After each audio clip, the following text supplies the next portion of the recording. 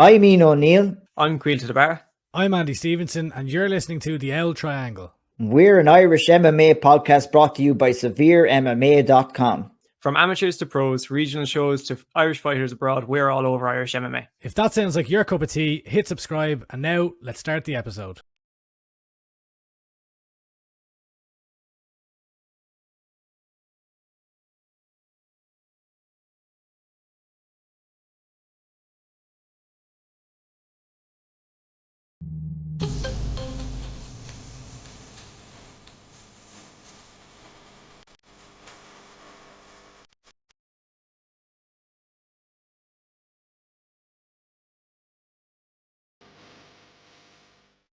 Yes, indeed. We are back for episode 5 of the Auld Triangle. I hope you're all well whenever you're listening to this. I'm joined by the usual suspects, my co-host, Mr. Andy Stevenson, Mr. Caoilte the Barra. We have a fantastic show lined up for you today. We're going to talk some Super Cup, some Irish action in and around Cage Warriors, couple of upcoming events. We have a very special guest on today. Mr. Chris Fields will be joining us a little bit later on in the podcast, so I'm very excited about that. Lads, how are you keeping? We're a bit of one person in Canada, one person in Ireland, and as of the recording, one person in London as well, as Caoilte is over there covering. We've gone worldwide. Yeah, we're all over the shop here, guys. What's going on? We're recording at multiple hours of the day here, but I hope you're keeping well. How was your St. Patrick's Day? It was good. I was in the UK for it. It was a bit of a different type of Paddy's Day, to be honest with you, lads. Also, first off, I have to say, energized lads. Thank you for the glasses. Nice gift there, Cage Warriors. If you're listening to the audio only version, it's Caoilte's got a beautiful pair of green colored glasses on right now. Getting into the Irish. You look like the Schmo man. Oh. Shmoney wishes he could have these glasses. What are you on about? How was yours, Andy? How was your St. Patrick's Day? Yeah, it was great. I had a pretty tame one, to be honest. I'm getting old, so not a whole lot of crack. But I don't know. It's weird. It's a weird Paddy's weekend in that I feel like all the focus is on everything happening in the UK with Cage Warriors and the UC London. And no, with the exception of Decky McAleenan on Cage Warriors, no Irish fighters fighting on those two cards. And I couldn't be more buzzing about them, to be honest. We're going to focus on Irish MMA, but yeah, for a weekend focus in Ireland, all the attention is in the UK, and weirdly I'm excited about it, which is, I don't know if that says something about me as a patriot, but we go on anyway. Indeed. Obviously, Cage Warriors how will have happened. UFC London will have happened by the time this one comes out. We were recording this a little bit early this week. Look at Caoilte, you're over there for Cage Warriors 134. We'll talk about that in a minute, but the first thing that I would like to talk about today is the Super Cup, which happened recently. Team Ireland finished up in the runners-up spot. A pretty successful tournament overall for them. They were beaten by Team Bahrain in the finals, but they had a pretty good tournament overall, it has to be said. Absolutely incredible. It was amazing. It was like fairy tale stuff from the beginning. There's so much in that tournament that I took from the Irish team. Like, for a change, maybe I would say that they looked like an actual team. Everyone from different gyms all around the country, they looked like they were Team Ireland. They all, even from social media, they all looked like they're having fun, and they're all together. It was really good, and I really enjoyed seeing that side of it. And obviously, they ultimately got the $75,000 of prize money, which is massive. Like, that goes into the development of Irish MMA. I don't think they've said what it's going to be used for yet, but whatever it is used for, do you know what? It's massive, because the government doesn't help Irish MMA at the amateur level or professional level. So hopefully that changes in the future. But the fact that they can get this type of funding is huge. And they did that from fighting their way through 2 rounds and then meeting Barra in the final. It was an incredible tournament. Round 1, I think you saw yourselves that it was like a fairy tale ending. It was Team Oceania come in, and they looked like they brought Ireland close, brought them to the wire. And then Gustavo Lopez, I thought he was finished. He had that he was getting hit a lot, and then this knee bar out of nowhere, unbelievable. Like it was it didn't look literally, it good was like there Hollywood stuff. Yeah, it wasn't looking good. It was a slow start for Team Ireland. Obviously, we got the bye. Yeah, but like to bring it down to the wire, if you're talking about dramatic terms, it couldn't have ended more dramatic on the quarterfinal stage with Gustavo with hitting that knee bar. It was unbelievable. Absolutely sensational. Like the performances that day in general were like they're all around very good. Team Ireland were just like they're fantastic. They're fantastic. You're kind of Jordan Fury's finish. I was really impressed by him as always. He looked fantastic. Ava Cruz, she kicked things up. She kicked the tournament off completely. Nice rear naked choke. Looked really strong in there. And Jordan Bradshaw, you know, he went over and every fight he had, he looked really, really good. I was really impressed by Jordan. Yeah, day one was fantastic. I loved it. Different I feel to the tournament. You know, it's you have a team format, and you know someone could lose one day and then they have to fight the next. It's tough, very tough, but I did enjoy it overall. How about you guys? What do you think? Yeah, how do you? I have more questions rather because I'm kind of interested to learn a bit more about it. Like, were you chatting to any fighters over there? Like, say, like a Jamie Abbott Bissett or someone like that who did experience a loss, and then you know you're going in the next day and it's a fresh start, and you kind of have to get yourself motivated again after suffering defeat. Like, did you speak to any of the guys over there? And like I suppose, what was that experience like for them? Genuinely didn't actually do it, to be honest. I spoke to a few different kind of spoke to a few different teams. I spoke to the Mexican team, Tajikistan, like everyone had a different perspective on things. But no, I'll be very honest, I actually don't have that. And it's one thing I would like that I'd like to do after this, because it's tough. Jamie actually didn't get to fight in the final because he didn't pass the medical. He lost 2 in a row. And I imagine that's that's tough. But it's one thing, yeah, I know I'd love to ask him that. And yeah, it's interesting because like usually like when they're going into these tournaments, and like obviously they're multi-day tournaments, but you're only fighting multiple days if you win. So you have that, you know, that energy of taste and victory the day before, and it kind of will carry you through the weekend. So I'd be interested to kind of hear what it's like for people. But yeah, like it seemed like the team were really, really they just seemed like really excited the entire time. It seemed to be a really positive energy around it, and that's just, you know, I'm just following along on social media really, but it seemed like it was very much a team atmosphere. Did you kind of get that vibe over there? Well, I wasn't over there. I wish I was. Oh, sorry. Jesus. I was sitting at home in Ireland getting up at 6 a.m. Fucking hell. No, do you know what I found from watching it is I think it's just that there's no pressure on these fighters. And I was talking to Mexico, and Mexico said the exact same thing. They traveled so long. And he just said to me, he's like, you get to see some of these, they got on the plane for the first time, they're going to this, they have no pressure on their shoulders because there's no financial burden anymore. You're not letting anyone down. You don't feel like you're letting anyone down if you, let's say if you had a parent who gave you a few $100 toward your trip, that you don't feel like you're letting them down. There's less pressure on fighters, and it's an experience too. So I think that that probably made a factor into enjoying the whole experience a little bit more and giving it more of a team atmosphere.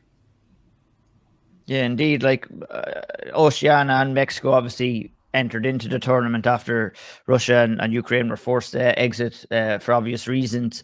You know, Ireland took on Team Mexico in the semi-finals, and that was equally as dramatic. Went right down to the wire there. Me looking from the outside in, standout performance, and that was Carrie Ann Vernon, who didn't get the chance to fight in the first round. She got a bye, but she produced another fantastic knockout in the semi-finals.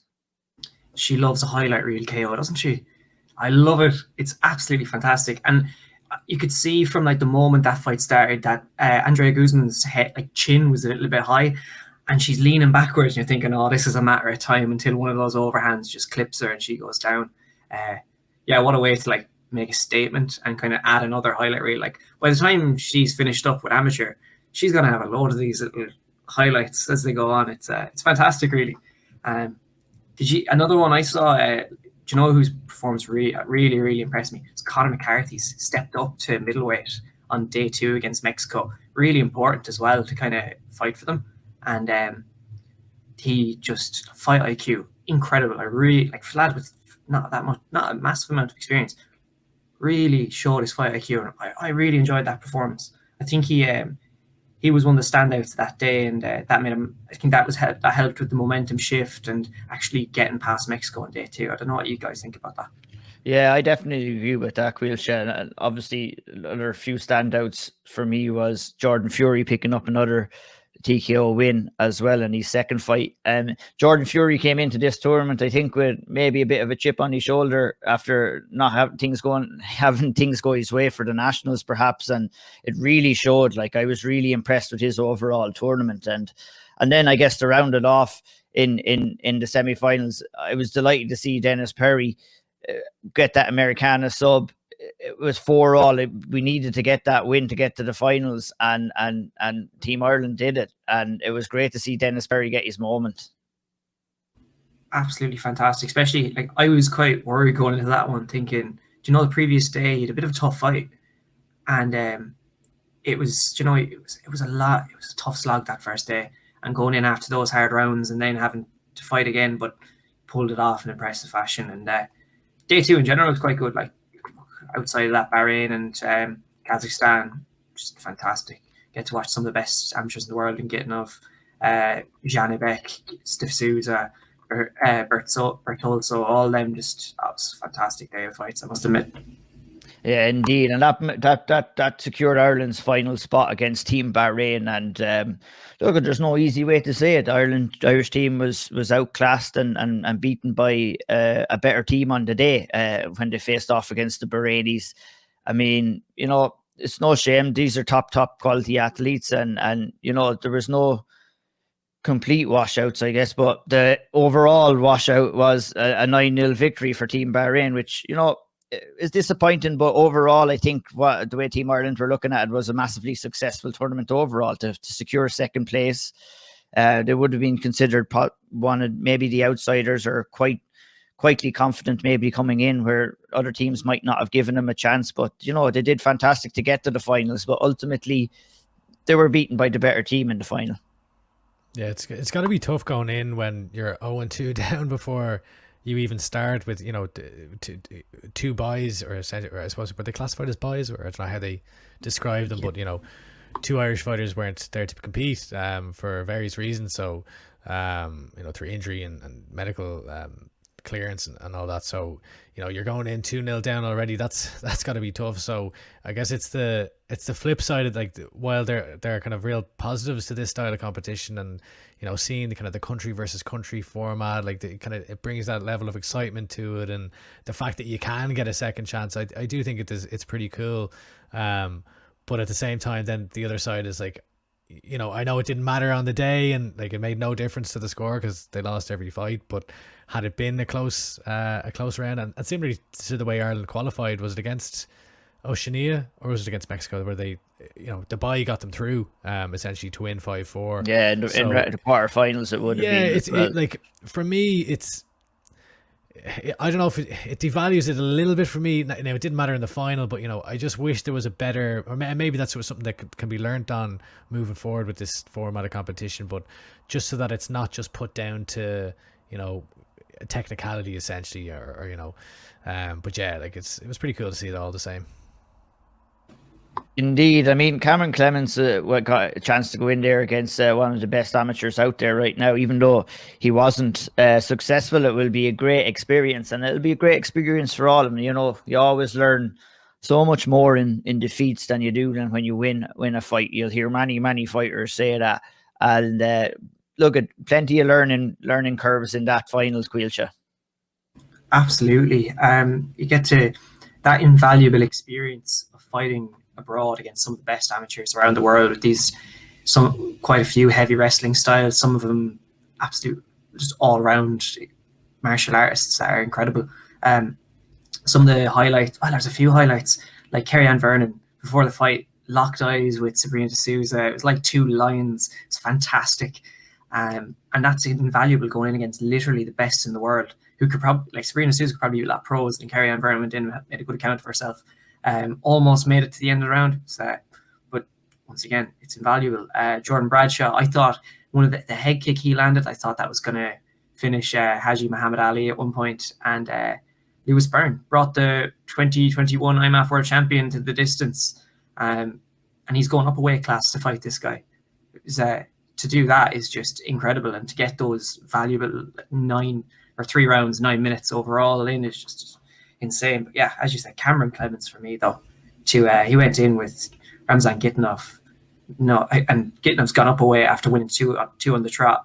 Put on a very good account for himself. Massive fight. Not really much to lose at that point. So, Gitanov had it all on the line. He's, your legacy, the number 1 pound for pound amateur in the world spot there, and Cameron Clemens coming in. And he put on a good account. And if anything, I imagine they all enjoyed it, and they learned. I imagine they all learned plenty from it. Loads of takeaways you can look at and improve upon. Indeed, and that's it. They were rewarded with $75,000 for finishing in second place, so that will be very good use to them. And just to talk a little bit more about Team Bahrain, I saw a little bit of chit chat online and everything like that. Obviously Gitanov, a few of the other athletes, all Bahraini citizens, but a lot of people who were born maybe in Russia on the team, maybe four or five, 2 people who were born in Bahrain on the team, a couple of Brazilian born people who are all Bahraini citizens right now. I believe that they've applied for citizenship and they're successful in that citizenship. A bit strange for me. I mean, it probably happens at a lot of teams, but I'm not sure how you feel about it. I think it took a little bit of value away from the win. Obviously, you want to see people who are born and bred in their countries competing for their countries, but we have this in a numerous amount of sports. If you get your citizenship for a country, if you're there, like we have it with Gustavo Lopez and Team Ireland, but Gustavo Lopez has been living in Ireland for the last 20 years. So, I mean, I believe what happens is that, some of these athletes have applied for citizenship with Bahrain or training in Bahrain or living in Bahrain. But what do you feel about that whole situation, Andy? Yeah, I mean, it's an interesting one. And I don't really have a fully formed opinion on it by any means, because, it's also a very sensitive topic. It's like, who am I to say, or who are you to say, or who's anyone to say whether someone is a citizen of a country. And I think once they have that citizenship, it's fair game to compete for the country. Absolutely, 100%. There is, I would say, I mean, it's pretty transparent that Bahrain specifically as a country, and from a government or I guess a royal level even, has a massive interest in MMA and using MMA to promote Bahrain. You could call it political sports washing, you could call it whatever you want, but through Brave, when you see, if you watch a Brave show, for example, massive involvement from the upper the powerful people, I guess, in Bahrain, where there'll be odes to the prince at the start of every one, and he'll be thanked and all this stuff, and it's very in your face. And I think similar here is, they want to be doing well. They want Team Bahrain to be promoting the country and achieving great things, and similarly to how they're pumping money, or Brave rather, are pumping money into this MMA Super Cup by sponsoring it and providing the prize money. There's a strategy there. Now, that's not for me to sit here today, because I'm not intelligent enough, to be honest, to go diving into that. But so that'll be for experts to discuss, and whether that's right or wrong, or and all the rest. But there's a strategy here, clearly. So whether it's right or wrong, I don't know. I think it's a case of, it seems to be very easy to get citizenship in Bahrain by at looking at it from a surface level. So maybe that's the point that should be debated. Is like, well, is that? But then again, it's their country, so they run it how they like it, and you kind of just have to suck it up to an extent. Yeah, I was more talking about, for sure. It was something that it didn't really hit home with me until I watched the tournament myself. So I started asking a couple of questions as well, and basically what you said, it was, these fighters, they apply for citizenship, they get citizenship, and if they're citizens, they deserve to be competing for Team Bahrain. But just found the situation as a little bit strange. Yeah, and like to play devil's advocate, I mean, we have seen this on different levels across the spectrum in sports, and in Ireland included. Like Ireland are in football, like anyone that's an Irish granny, The good they're old getting on the granny Irish rule. team. And like let's be honest, like okay, fair enough, they're like, you know, their granny's Irish, they're Irish, but they're not. It's not because while they're on the team, it's because their granny is Irish. It's because the manager's thinking that lad can play football. Oh, does he have an Irish? Okay, yeah, get him on the team. It's because they're good at football. Like that's why it's like, okay, they can better the team, so we want them because they'll play better than the lads we have, you know, playing down the local park here. So and like this similar to like the South African and New Zealand rugby players that play for Ireland, and you know, it happens across the board. It's just more. I think the reason why we're talking about it right now is that it's just very in your face. It's very like, okay, how do they end up in like how are they over there? Are they just being paid to go over there and train? I don't know. These are questions that we have, I guess. Yeah, well, they are citizens, that's for sure. The ins and outs of it, we maybe can discuss down the line, but this is something I wanted to bring up. I wasn't fully aware of the situation, to be honest, before the tournament, but I think we've said enough on that, and we can move on to Cage Warriors 134, which just happened last weekend. Obviously, the disappointment of Paul Hughes getting injured and having to pull from the fight was a devastating blow to the card, a devastating blow to Paul himself. You know, he released a very emotional statement after, and you know, he's had a difficult time with injuries, and this is another thing that he's going to have to deal with. And we might chat about that now. What I'd like to go directly to is a fight that did happen on the card, and that's Decky McAleenan's fight with Tobias Haralja. I mean, yeah, not the best night at the office for Decky. I mean, you know, he'll probably say that himself. He probably didn't perform to the best of his abilities, and in certain aspects, he wasn't really let perform to the best of his abilities either, with Tobias Haralja, who moved up from featherweight to take this fight on short notice, and obviously Decky took it on short notice as well after his original opponent kind of was pulled from the card. You know, Andy, what were your thoughts looking at the fight yourself? Yeah, I mean, number one, it was a rough loss for Decky, and it was a fight that he really needed to win. So one, I kind of reached out to him, and I'm glad to hear that he's okay, because it looked like a fairly nasty knockout. Like he ended up kind of not face planting, but almost kind of after he went down, like face slumping, if that makes sense, onto the mat. So I'm glad to hear he's okay. But yeah, I mean, I spoke to Decky before the fight, and one of the things that I asked him about was like, you know, the way Tobias Haralja fights is he just walks forward just continuously. He will constantly pressure you, and like even when he's getting like hit, he'll just continue walking forward. And I was like, you know, how do you see that going down, and what kind of fight are you expecting? And the way Decky was preparing going in mentally was that, look, he knows what Haralja brings, and if he's going to walk forward, and if they want to trade in the center of the cage, from Decky's perspective, he was saying, well, you know, we can bang in the middle of the cage and there's only one person going down if that's the case, and it's Haralja. But ultimately, Decky was wrong. Haralja got the better of him, and it seemed to me that, you know, because Decky wasn't, it's not like Decky got absolutely smashed, because he was landing his own strikes, but anytime Haralja seemed to land, he just seemed to be doing more damage, and they seemed to be hurting Decky more than Decky's shots were hurting Haralja. And ultimately, that was the story of the fight. So it's tough for Decky at 30 years old. I think he hasn't won in his last 4 fights now.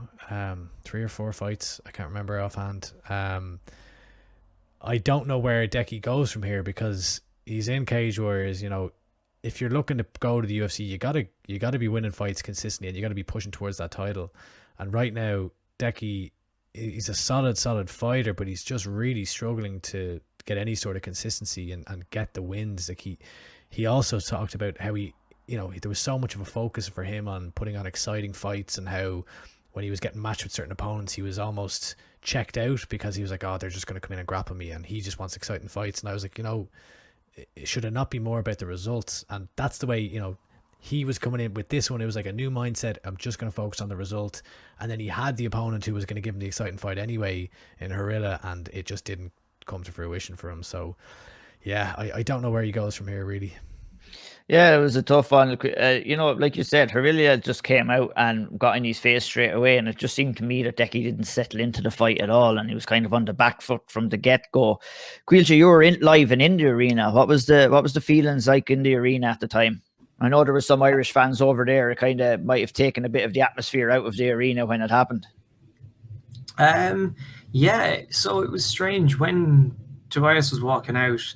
He got a really good reception because, like, you know, his walkouts are kind of, you know, they're very entertaining and they get a crowd going. So he got a bit of reception for that. And when the fight started, Decky McLean, you know, you hear the ole ole ole coming out from everywhere, and it seemed like there was a lot of support. But yeah, when the fight came to an end, it wasn't flat or anything, because it wasn't a predominantly Irish crowd, you see. So there was quite a few, like, around me. There was like, whoa, that was it's a fairly intense knockout. And yeah, as Andy said, it's I don't know where Decky goes from here. I'm glad he's okay though.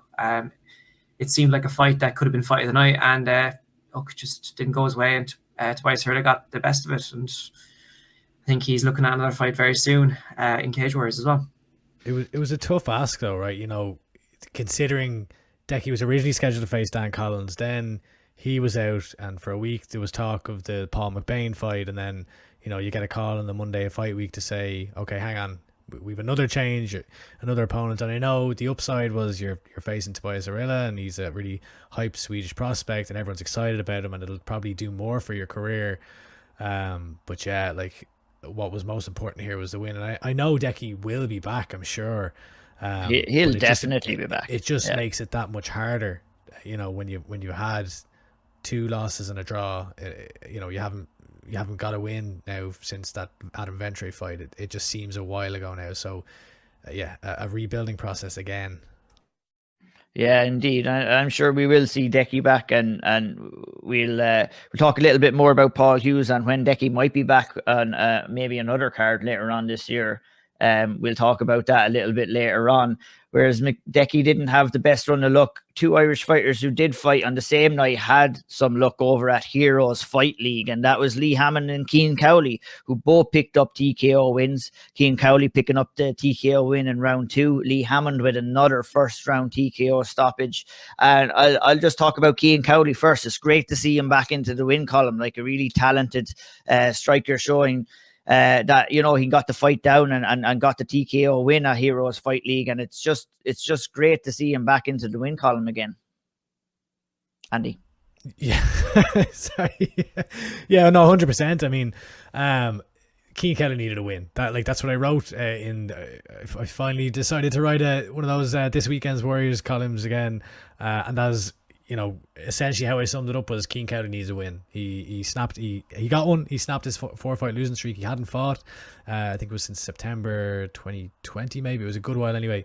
And I know that the opponents that he was facing against, I think they were both 2-5 going in. So, you know, it's not like he beat a world champion or anything. But the guy was a solid grappler. I think he was a black belt in judo.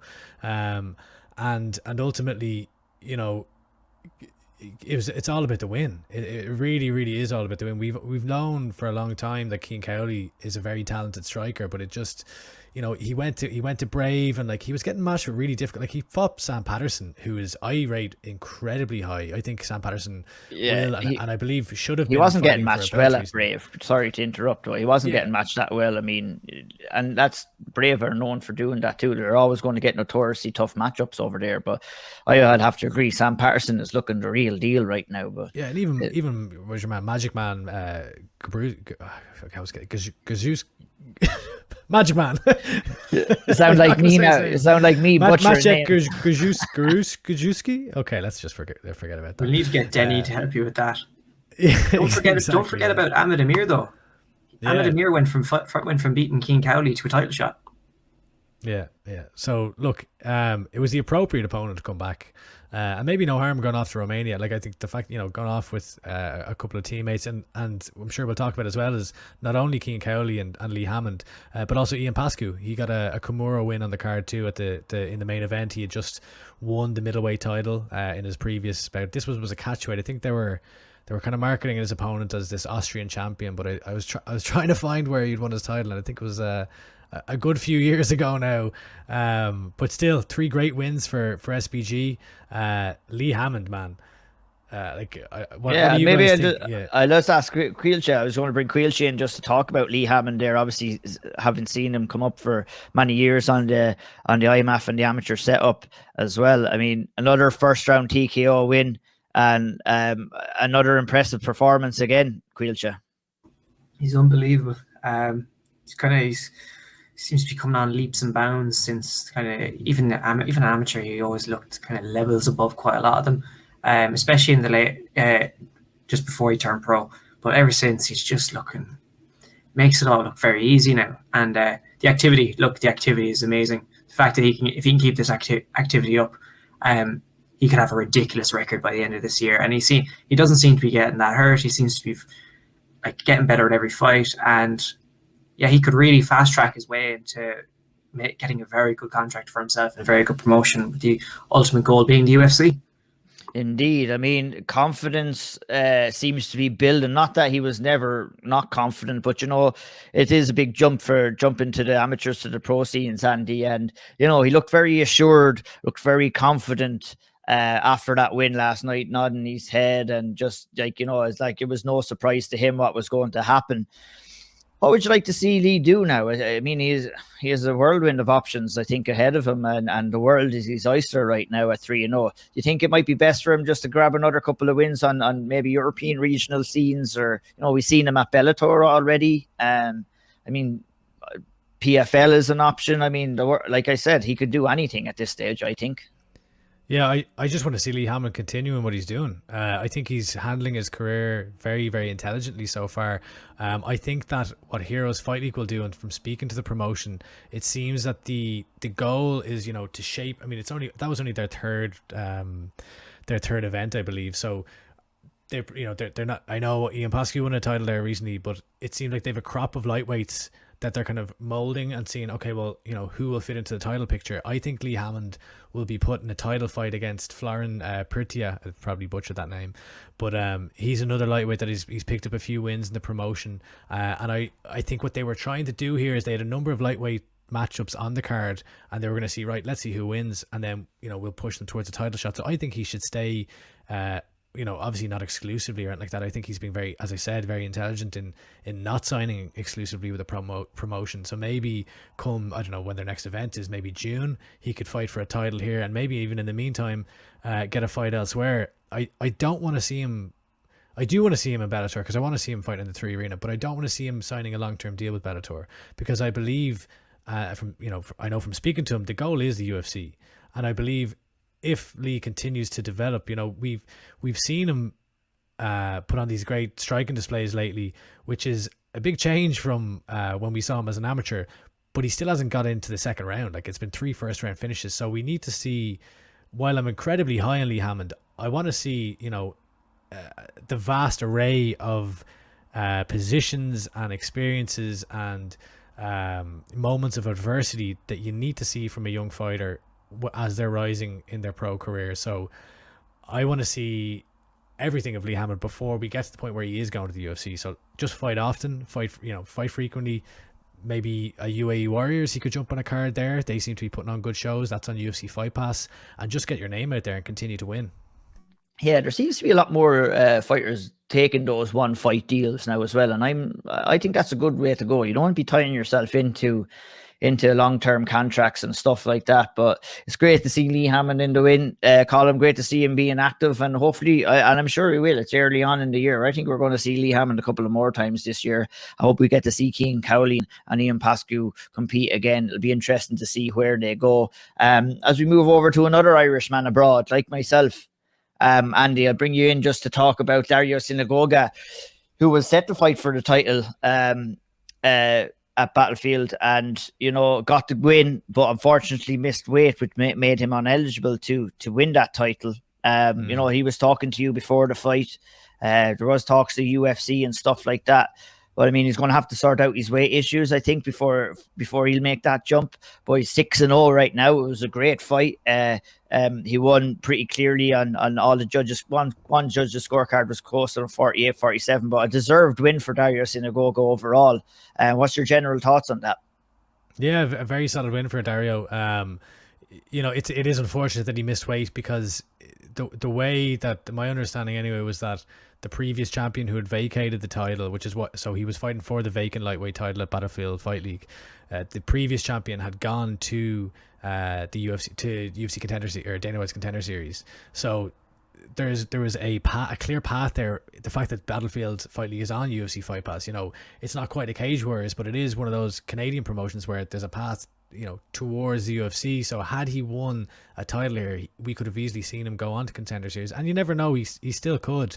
But when I spoke to him beforehand, he almost didn't seem that, like, the UFC was almost an afterthought for him. It was more, from speaking to him, he seems to be more about, like, just developing himself and kind of chasing this martial arts journey where he wants to evolve to, you know, the maximum you know, the maximum level of I'm struggling for words here, but, you know, he wants to become the best fighter he can be. So a great win here. He missed weight again, which I think it's the second time he's missed weight as well. So he does really need to tighten that up. Just for he's his own a unit, sake, really. though. He's the size of him, Yeah, and he's so ripped, and he's a big man. Yeah, like, I and, mean, like, must be a tough cut. It looked like an absolute war that he came through as well. Like, his face was completely busted up. He dropped his opponent in the 4th round. But, like, it was a very, very hard fought fight. But ultimately he got the win again, remains undefeated. And it's just great to see an Irishman fighting abroad. And you know, he's very much under the radar, I would still say, in Irish MMA, but one definitely to keep an eye on. Indeed. Caoilte, I'm going to bring you in just to talk about Clan Wars real quick. We'll just talk about the 3 professional fights. I've not got the chance to see them yet. It's you know, Clan Wars haven't put up any of the videos yet. It hasn't been the easiest trying to get the results out of them, but you got the results for the 3 professional fights at Clan Wars recently. Yeah, so I actually, like, they weren't exactly sent to me. I just went onto Instagram and I saw them there after the fights.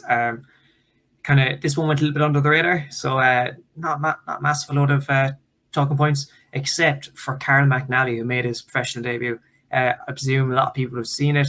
If you haven't, I recommend just try and find the video. He basically, it was strange. He had this guillotine choke, and he almost, like, spun his opponent around to get the. Oh, it was crazy. I never seen something like it. They're calling it like the helicopter guillotine as such. He's nearly spun his opponent around 2 or 3 times. It's crazy, man. And you know what? I'm pretty sure this is the same lad that had a Rolling Thunder armbar in Clan Wars like a few years back as well. It is, yeah, it is him. The young fella's nuts. Like, he's whatever creative stuff's going on up there. Like, it's amazing. I really want to see him do it. He actually fought Jose Shorty Torres in the 2015 IMMAFs before.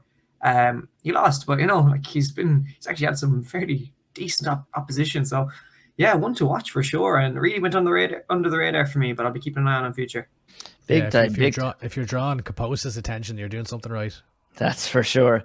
Moving on, we'll give a mention to Brad Katona, who picked up his first professional title at Brave 57, training at SBG. Obviously, we have that joke is a born and bred Offaly man as well. He beat Hamza Kojiji by split decision at Brave. So well done to him, and he brings home another title to SBG.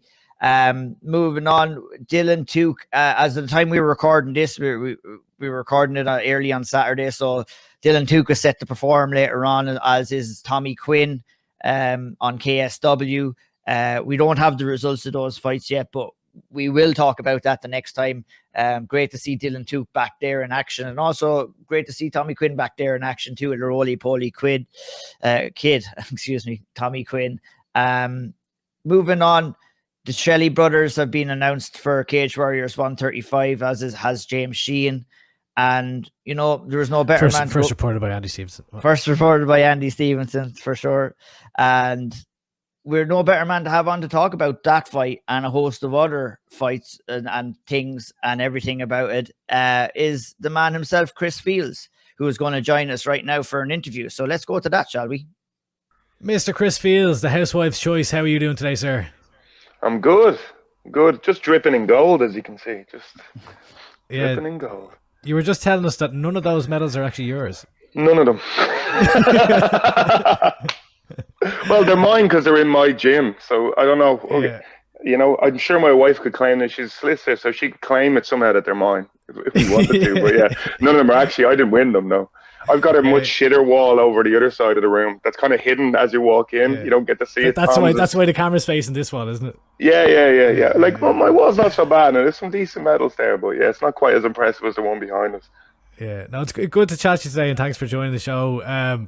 Firstly, actually, I introduced you there as the housewife's choice. Is it weird to be introduced like that these days? Like, when you're, a 6-year-old coming into the gym for the first time, do you say to the parents, "How are you, Chris Fields, the housewife's choice"? Nice well, no, they kind of know when the man meets me. It's kind of like, sorry, don't. That's why they chose the gym. Yeah, exactly. I actually, weirdly, I was joking with my son is 6, Tommy, and he was saying like he wanted to do a walkout in our house, so I had to play music and he had to walk out for a fight. He watches fights with me all the time, and so I was playing music. He actually, he picked it, so it wasn't me, but he picked Tin Lizzy as his walkout tune, right? But he wanted to be called the Killer Raccoon, like. And I was like, yeah, all right. What about that? I don't have a clue. He's a kid. They're mental. You know what I mean? It's like they're on acid all day, every day. But so I went, what about Tommy, the schoolgirl's choice Fields? So like, if you like to play on my name. Yeah. And he thought about it for a second. He went, nah, the Killer Raccoon is better. That was it. So he's Tommy, the Killer Raccoon Fields. Yeah. I don't know why. Love it. House tricks anyway. You were saying you're getting some of the lads ready there. You've got Ryan and Adam with big fights coming up on Cage Warriors Manchester. What's going on at the moment in the gym? Yeah, so we kind of had a good few guys on the cage conflict a few weeks ago. 2 weeks ago now? And then we've the 2 lads coming up, and then kind of stuff I can't actually. I'm sorry, but I can't tell you just yet. But there's some kind of big announcements coming in the next week or so. For the gym too, so we're going. I know. I actually wish I could. Like, I really can't, because they'll just be taken away. But there is like there's like a fair bit going on over the next while for the gym. Really busy at the minute. We're super excited for the 2 Shelley brothers to get in there. Kind of show where they're at. I think there's going to be a real breakout year for the 2 of them. Yeah, can you give us a hint of who or what? You don't have to give us the full details, but a little teaser. Put you on the spot here. Yeah, you're killing me, man. No, it's gone. We move on. Yeah. So look, Adam obviously he's fighting Stephen Hooper, and Ryan is Magdi Garib.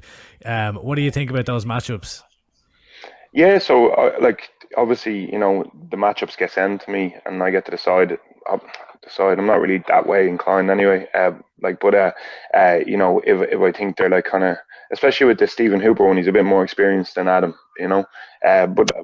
I watched a lot of tape on him, and then so generally how my process works as a coach is, so I get that message, I watch the tape, I make my decision. I know what my decision is then, right? But then I send it to Tom and Caoilte, and I get them to watch the tape, and then they come back with the decision. And if the decisions are close enough, well, then the decision's made. And if they're not, we trash them out between us and kind of figure out, like say, for instance, and that's not everyone agreed on this one, so it was handy enough. But say, for instance, Tom was like, I don't really like that matchup. I'd say why, and then he'd say this, and this, and I'll say, but like when Adam's in this position, this kind of thing. That's how we generally work it out.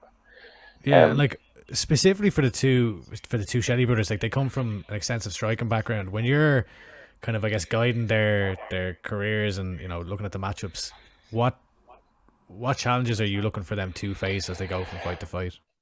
Yeah, I suppose like both of them, as you could probably see from both of the recent fights, they're well rounded now. They're not that way, and both of them are very happy to actually grapple in fights. Like if you watch Adam's last amateur fight, he got his eye closed early in the fight.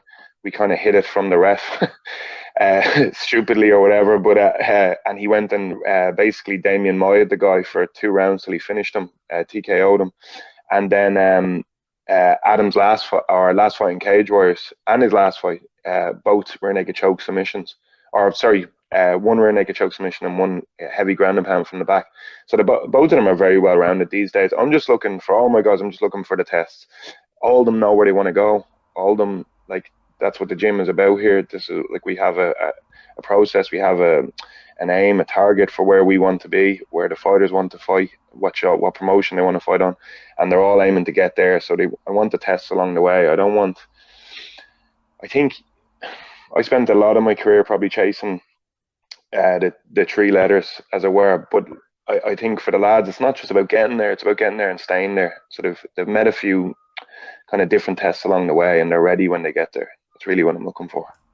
Yeah, and like the Magdi Garib matchup in particular, like there seems to be a bit of a buzz coming from the UK around him. He's a Dagestani wrestler out of Manchester top team. Is that one, when that name was put forward, I feel like you're the type of guy that'll look at a name and be like, oh, if this guy's a bit of hype, we're going to prove them wrong, kind of thing. Yeah, I found as well, when I went and watched Magdi, I wasn't actually like, I'm sure he has pretty good wrestling, and his team I know have good wrestling, but I wasn't very impressed by his wrestling at all. Joshua Anwardi, it's a long time ago now, but Joshua Anwardi came out, took him down, controlled him, beat him up for 2 rounds till he TKO'd him. Leon has competed against Joshua Anwardi from our gym. Leon wasn't training with us that long at the time, and took the fight on a couple of days' notice. He was over helping a teammate, and he did well against Joshua. Kind of gave me a bit of a gauge of where things are at. Do you know what I mean? Like, so I was able to kind of look at it and go, right, yeah, I'm happy from my guys to get into wrestling matches with anyone. We're not here to be kickboxers or to be jiu-jitsu players or any of that kind of stuff. Everyone on my team is a mixed martial artist now. Yeah, and like you mentioned as well about Cage Conflict 6. So, like, how happy were you overall with the team's performance on the night? Yeah, I was fairly happy. I hate losing at all. I'll be honest, I didn't count what happened with Craig as a loss. I don't think his opponent would.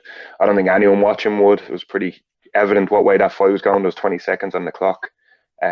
So it was 4-1 for the night. Did you get any clarity on like the rule? Like, because I never actually went and looked it up after. Like, is it just a rule that if that happens? I know it is in jiu-jitsu that for want of a better phrase, if you expel bodily fluids, the fight's over. I that can be interpreted in a few different ways. Yeah, exactly. Yeah, I think Jesus, we're getting real grim now. But I think the thing might have been that it mightn't even mean the first occurrence. I think when Craig stood back up, he kind of started to retch again, and I think they were like, they can't continue to fight. So look, I was pretty pissed on the night, and probably pointed my anger at the wrong people a little bit, like, because it's not the ref or the medic who pulled it. Like, I kind of, not that I got crazy around, but I was like bitching and moaning at them, and then had to apologize because they're just doing what they thought was the right decision on the night. And when I look back, was the right decision. What did you continue to fight, and then it happens again and again. You know what I mean? There was 20 seconds on the clock though. That's what was kind of really bugging me. So it's something we're going to have to address. Like myself and Craig, we have to kind of get on top of, and we're going to have to maybe speak to some people and figure out, because the kid is stupidly talented. And so, it's just a little hurdle to cross from. Yeah, and like Taka obviously had a great performance. He got the win there. Coming back off a loss and getting back into the win column, how happy are you with that performance? And like, was there anything that you kind of take from that and say, right, we've seen improvements here, but we need to see more improvements in another area or anything like that? Yeah, so Taka's working with a sports psychologist. Actually, a guy who used to train with us. He lives in Dubai now and looks after a few of the guys. But I found like his demeanor was better, calmer with like more menace about it though, if that makes sense. Wasn't as like, playful is the wrong term, because he's playful when he's in there. That's his style, but like not playful before. Very switched on, which I liked. There was an error in the first round that'll be corrected. It was actually a very difficult fight for us, I'll be honest, because there was nothing on the guy. We couldn't find any tape, nothing, zero. Like, I couldn't get one video of the guy from even a fight from 10 years ago to see what he might throw as his first shot or anything. Couldn't get anything. So it was an awkward kind of like, I like game plans. All my fighters will tell you this. Every fighter that fights off the team, whether it's his first amateur fight or it's a world title fight or whatever, they get a dossier on their opponent. That's how I work. That's my method. So they get a complete breakdown of the opponent, what he likes to do, how you match up in each area with him, what I think the best game plan is, as in a game plan A, a game plan B, and then so the lads have it all there in front of them for a couple of weeks before the fight. Is that like a really crucial component to your coaching style? Because like obviously we always hear your big booming voice. Like I would kind of make comparisons when you're cornering to like the likes of say a Richard Shore and Jack, where it's like someone has a remote control and is just conducting their fighter. Is that game planning really a crucial step in that process? Yeah, I think so. I think another thing is with the guys is like, I'm here every day. Like, I never, ever miss sessions. Ever. I never miss sessions. I'm here for everything they do. And then I do extra sessions with everyone that has fights. And I think there's just a trust built up off that. Like, for me, a big thing for me as a coach, and I think it comes across to my fighters, that I want it as much as they do. You know what I mean? I'm willing to put myself out. Like, our man can tell you, on James and stuff, I'll meet, if they have flights to go home, I'll meet them at 5, 6 o'clock in the morning to do pads with them before they go, and like, I know there is a few, but there's not a lot of other coaches that do that stuff. They treat it as a job and they have their hours they're in. That's never the case with me. It's like, yeah, I'm down today doing extra stuff with Adam, and I was here yesterday doing extra stuff with Ryan. I do pads with everyone that has fights coming up. I spend my time with them. I speak to them regularly, coming up to their fights about stuff, and then outside of that, on personal issues and everything else, I'm all in. Chris, I just wanted to ask you about Omran Shaban. Obviously, he's coming off a very good win in his last fight. What's next for him? Well, he's one of the guys that we have the news about in a week. I'm sorry I can't tell you more. Yeah, you just did. I know, yeah. Well, that's all I got. Like, I can't tell you what the news is. Him and one other professional fighter off the team. Well, that might bring me to the next question, and maybe they're related. Is team captain James Webb? Is there a fight on the horizon for him, or when we might see him fight again? Yeah, so like right now we're looking at May for James. We're trying to see what's available, and then definitely the June 25th card in Belfast. He literally, as soon as that got announced, messaged me, said, I have to fight in Ireland. He's like he's an Andy Townsend. He sees himself as an Irishman. He like, in his head he's half Irish now. It's even though I think he's half Greek. I don't know where the ginger hair comes from, but I think his granny's Greek or something mad like that. Isn't that mental? He's the least Greek-looking individual. Well, I suppose Alexander the Great, but yeah, he's a mastodon actually. I'm throwing my history buff stuff out now, but so he definitely June 25th, and we're looking for May at the minute. 100% June 25th though. He has to be on that Irish card. I'm gonna really get on to Ian Dean. I'm giving Ian Dean the day today because I'm sure he had a hectic night last night. It was a great card. Yeah. But from tomorrow I'm gonna message him every hour till he says yes. Yeah, like where do you see James fitting into the title picture? I mean, like, he obviously was the champion. He's fought again. Do you reckon it'll be a title fight, or how can he? What's the plan there? Like, are you? Yeah. I think the plan is to come back. If Cage Warriors have a card in May, then get on that, and then get a win under our belts, and then look at possibly fighting for the belt on that June 25th card in Ireland would be fantastic. Yeah. Like, do you think it's more viable now that Frederick's not the champion? Obviously, Jati Milan. Well, I think that's a really good matchup for James. Realistically, when I look at it, I think stylistically it's a very good matchup. Like, when have you ever seen a fight where someone's trying to take James down? So that'd be interesting, and it might be interesting for Cage Warrior as well. But he has to get a W under his belt. He's been missing for a little while and stuff, so he needs a nice win under his belt against a good opponent, and then we can chat. Absolutely. Another fighter that, look, bit of an awkward topic to bring up, but I'm going to bring it up anyway. Ian Garry obviously parted ways with yourselves, with Team KF. What is it, last year now?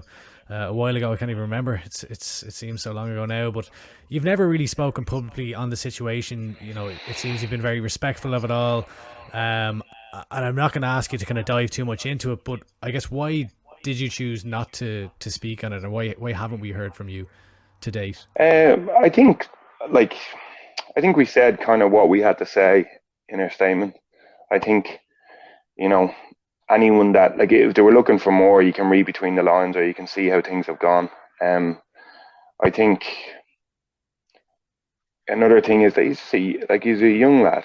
You know what I mean? Like, he's a young man. I don't need to be going out and trashing him in public or any of that kind of stuff. Like, it's not going to do anything for me. It's not going to do anything for him or anyone, to be honest. I'm sure everyone was dying for the, like, pound of flesh, and I completely get people. Like, I'm sure it was a big shock to a lot of people. You know, it wasn't to me.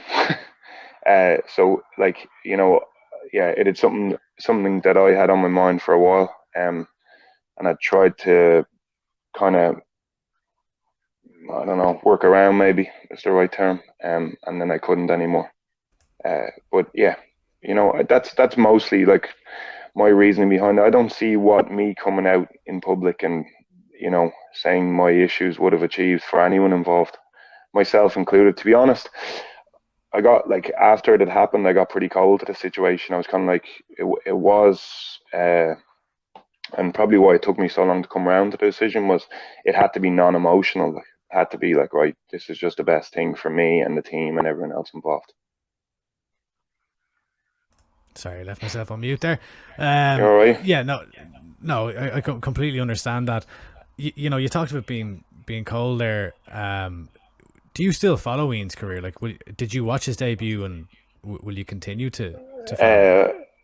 No, I didn't watch his debut, and I didn't watch his fight in Cage Warriors. No, look, I don't have anything against the lad. I don't, like, you know, I don't want to see him get hurt or lose or any of this kind of horrible shit, the way people go on and they talk about after. I just don't really care. I'll be honest. Like, I care about the lads that I have around me all the time. You know, I care about the guys coming through. I care about the guys that have been with me from the start.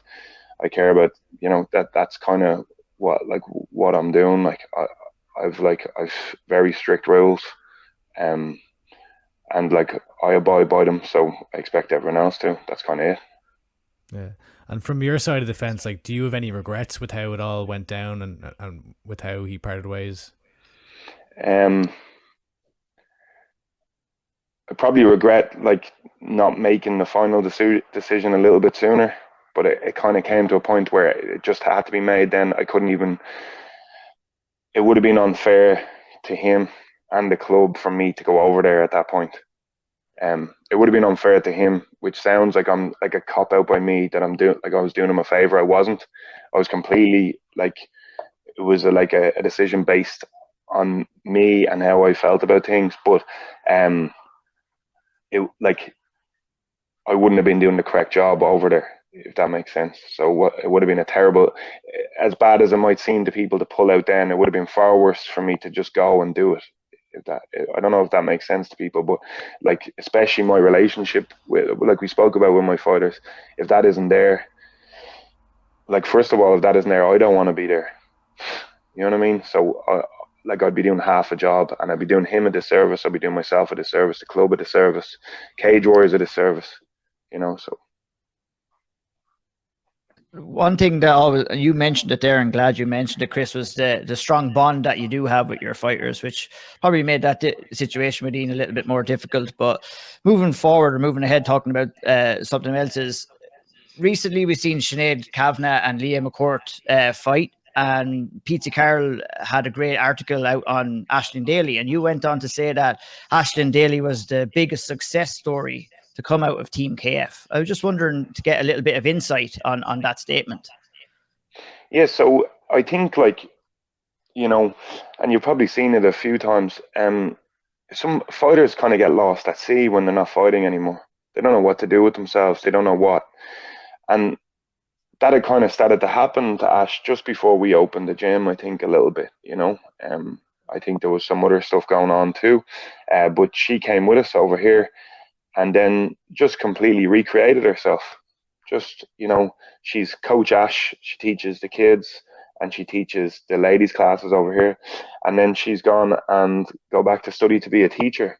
And I've always been pretty proud of that fact that that happened kind of under my watch, where she felt she was comfortable here. She was able to kind of go out and, I don't know, open herself up, and she didn't have to be Ash the Bash anymore, that kind of way. So yeah, I'm pretty proud of how things have gone for Ash since she's been here, and I'm sure she'd say something similar, Yeah, indeed. I was delighted to see her get that recognition, for sure. I suppose, do you almost look at being a coach as, it's not just about the fighting? Like, is it more like, I know you kind of described your gym previously as like a GAA club, almost like that kind of style, where it's that family community style. Is it more about like not only developing yourself as athletes, but also as human beings, I suppose? Yeah, and I suppose, you've chatted to Taka and stuff like that. I've had to go get Taka from his house. I've had to, he used to like a party. I used to speak to the bouncers on Swords and get him barred from nightclubs so he couldn't go in coming up to his fights and stuff, and like the lads, it's not like I feel I suppose I feel a big brother role or whatever with the lads. I kind of, a lot of stuff I probably missed. Like some of the lads remind me a lot of myself when I was younger, and I was pretty late getting into this sport. I had my first fight at 25. But like, I would probably say from 18 to 21, 22, I was a little bit lost. I was a little bit all over the place.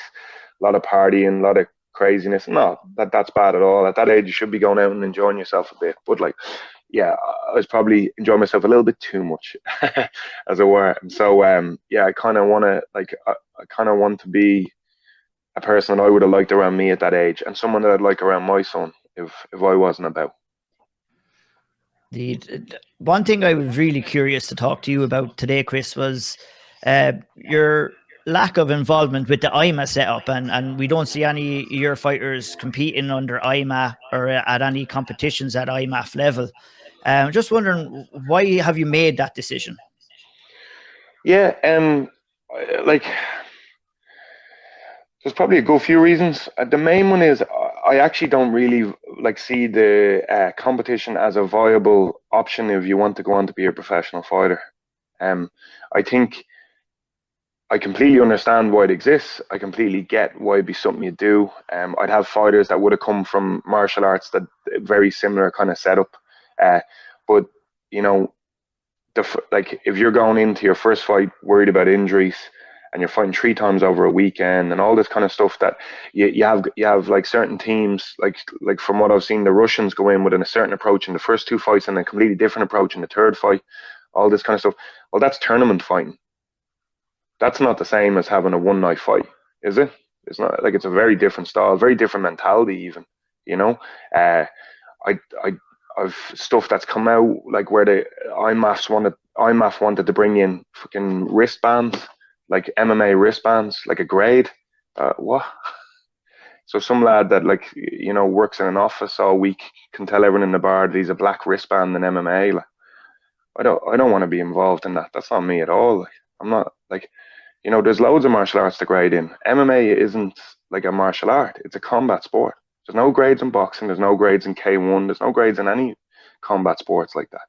All right. And I think the end goal to put in the Olympics, that's my worst nightmare for my sport. I can't think of anything worse than having this sport in the Olympics. Look what happens to combat sports, and that's where they go to die. It's over when you go to the Olympics. We have the highest level of this sport. We have it, right? It's called the UFC, and there's plenty of other good promotions too. So I'm not this isn't a knocking it. The highest level is the UFC.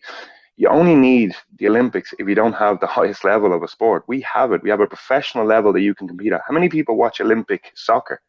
No one cares, because there's a World Cup. And then outside of that, there's the Champions League, there's the Premier League, there's everything. No one cares about the Olympic basketball. No one cares about those sports because they're done at a very high professional level.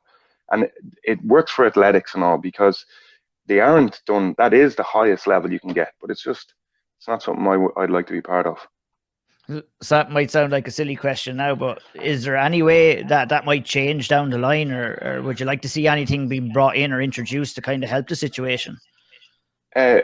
like I'll be completely honest. This is not like if one of my fighters said to me tomorrow that he wanted to find them, I don't tell my guys if that was one of my guys' dream, I'll train him for the thing, no problem. And I'm very, I'll be very close with a lot of the guys that go to coach, like Andy and Paddy and all these kind of guys. I'm happy for them to go look after my guy over there. There's no, like, if that was something one of my guys, it just isn't really. My guys are all pushing to be professionals, so it's not something they're really interested in. I think and this is never a knock on the athletes. I hope no one takes it that way, or the guys putting their time in, like Andy. I think, I think that if that's what people want to do, that's fantastic. Have at it, and it's just not really what my gym is aiming at.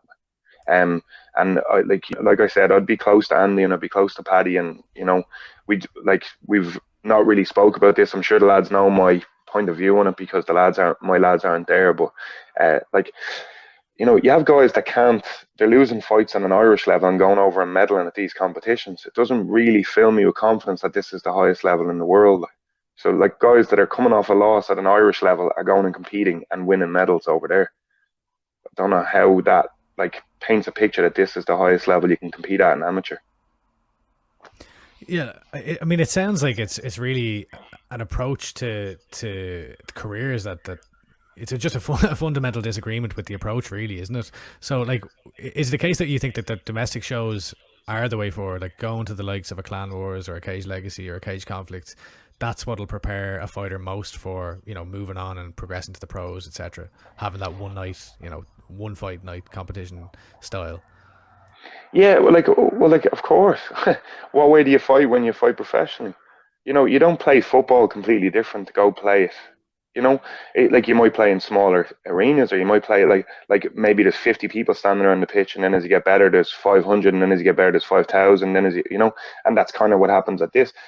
The IMMAF kind of thing almost seems like a level below, and that'd probably be an idea to do it like that. Make it a level below. Like there's levels to amateur, say. There's an IMMAF level, which is almost like what we spoke about, I think, before we started recording, the MMA leagues. So it comes in to kind of replace an MMA league style.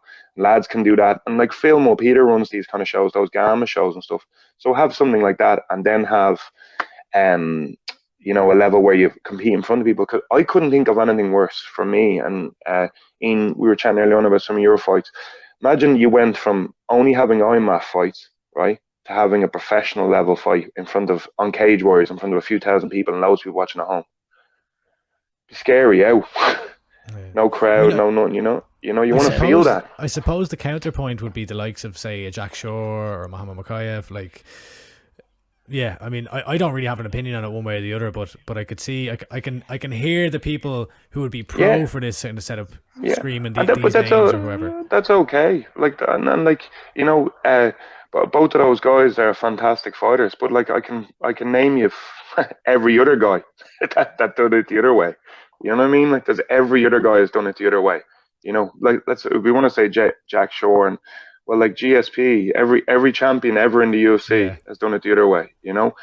And that's not saying it's wrong. I love Jack, and I love Richard, and Muhammad seems like Mokayev seems like a fantastic fighter as well. Jack is phenomenal. He's someone that I kind of tried to emulate for a lot of my guys because he's just well-rounded. He's good at everything, which is what you're looking for nowadays. But he also fought on other shows as well. It wasn't only IMMAF. He did both. I'm just curious, Chris, obviously if people want to go down the IMMAF route, they can go down the IMMAF route. What would you like to see change for people who don't want to do it? Obviously there's been a sparsity of shows and from guys to fight on and stuff like that. The pandemic didn't help. Do you think that we need more shows in Ireland and more opportunities for the guys who don't want to go down the IMMAF route to compete? Yeah, well, I suppose we're one of the biggest gyms in the country now, and I can't remember the last time any of my guys fought down south. That's madness. On any shows, I think we need to get the scene going again. I get why things changed. I get. I think it needs to be made affordable to people to put on the shows, or the likes of IMMA put on the shows, or whatever, if they want. I don't know. I don't know if that's plausible for them. I'm sure they're fairly busy with what they're doing. They're trying to get recognised, and I know there's a lot of people putting a lot of time in there for no financial gain, But I don't I'd like to run a show here. I can guarantee that if I try to do it, it's just going to be so far out of the price range. You know, not even that I won't make money off it, that I'll lose money on it. So what would be some of the hurdles that you'd have to overcome to? Well, insurance. Yeah. Insurance. I spoke to like someone at a grappling comp recently, and it was $9,000 to put a grappling comp on. Jesus. Insurance. Like, so, you know, I know there's this idea that, you know, and I get it, that we didn't want like scumbag kind of promoters coming in and making a fortune, putting only AMI fights on and having no pro fights at the end of the card. So this was the issue back in the day. There used to be a lot of shows. So the idea was to kind of try and get rid of them, but what's happened is just got rid of everyone. There's no one now, you know, and like you have to have like I think I can't remember the name of the thing, but like the medical people you have to have there. SevereMMA, yeah. No, I think on the night, like the people, like it's like a trauma crew. I think they're very expensive because I'm sure they're very high level professionals at their job. That's Safe Hands or something like that, or was it Code Blue? No, or what did it used to be Code Blue? Yeah, but like I'm sure they're very high level at their job and they should be paid highly for it. But what happens is then all these costs come in and all of a sudden it's just not affordable to run a show at all, you know. Yeah, no, and so they're things that like could be looked at, but I don't know if it's possible. I'm sure it's being looked at. I would hope that people that are saying they're in charge are like going and trying to get shows going in the country, you know. I'd imagine that's what they're trying to do. So I'm sure it's being looked at. There's a reason the shows aren't happening, but they're not, and they're happening everywhere else. They're happening everywhere else but here, you know. And it's kind of weird that like we have these rules, like SevereMMA is the rules. I get it, and I'm on board 100%. I'm on board with the rules 100%. And all my guys are made go get MRIs and all that kind of stuff anyway. But then they end up finding up north where the rules don't apply. And I know that other gyms aren't making the guys get the MRIs, but they're all in the SevereMMA stuff, but they're still letting the guys go fight in those places. So I don't get what the point was of this. Yeah, you know, so we've ended up. Yeah, I suppose it's just driving. It's almost like that. Just a complete segue to like criminalization of drug use. It just drives it underground or drives. Yeah, of course. So, yeah. And then what you have is like, so my guys go fight in England or they go fight up north, and they don't have to have MRIs. They don't have to have MRAs, and they don't have them. Or my guys have them because they may get them for the gym. But then there's other people that like pushed hard for this to be down here, and then they're sending guys up there and they've never had the MRIs or the MRAs, but they're letting them compete under those rule sets, which makes no sense. Yeah, I mean, I suppose the solution would be to have those safeguards in place, but at in a way that it's affordable for people. Yeah, it needs to be more affordable. Yeah, I think like, you know, I don't think it's terrible price for they've got a deal with a FIDIA. My guys get a deal with a FIDIA for saying they're MMA guys, and I think it's only 150 quid for the thing, and then your bloods and stuff. And like, it sounds like a lot of money at once, but like a lot of people kicked up a lot of stink. Look, loads of my guys go out and spend that on the weekend, and so would most people in the country. Do you know what I mean? So you can get it done if you really want to get it done. I think the issue lies not in the guys getting the medical stuff done. The issue lies in guys trying to actually run shows and being able to get them across the line, because it's too much. It costs too much to run a show. People won't run a show then because there's no chance of them making any profit whatsoever. So. Yeah. And Chris, we've kept you for long enough here now. Just a couple more questions. So, the lads maybe that we may not have heard of as much, or that fans may not have heard of as much coming out of Team KF, who are the ones to keep an eye on, you know, in the next, say, 2 to 3 years? I think obviously there's the guys that a lot of people would know, the early pros. I think there's guys coming through with amateur. You would have seen the likes of Ben Hughes and Craig and Julian. There's Kieran McGurk there.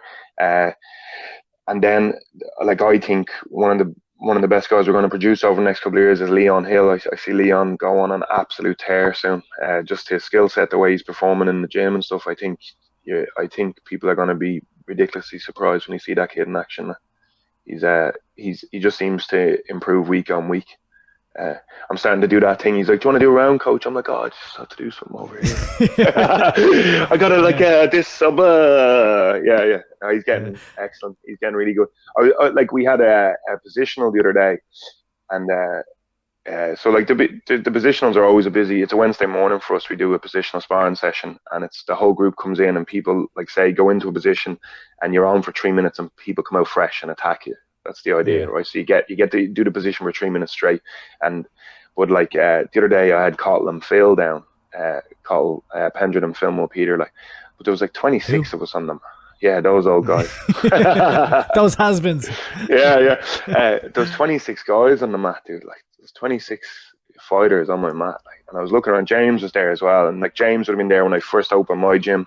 Obviously, Caoilte and Phil, and they were the guys who helped me get ready for fights I had after I first opened the gym.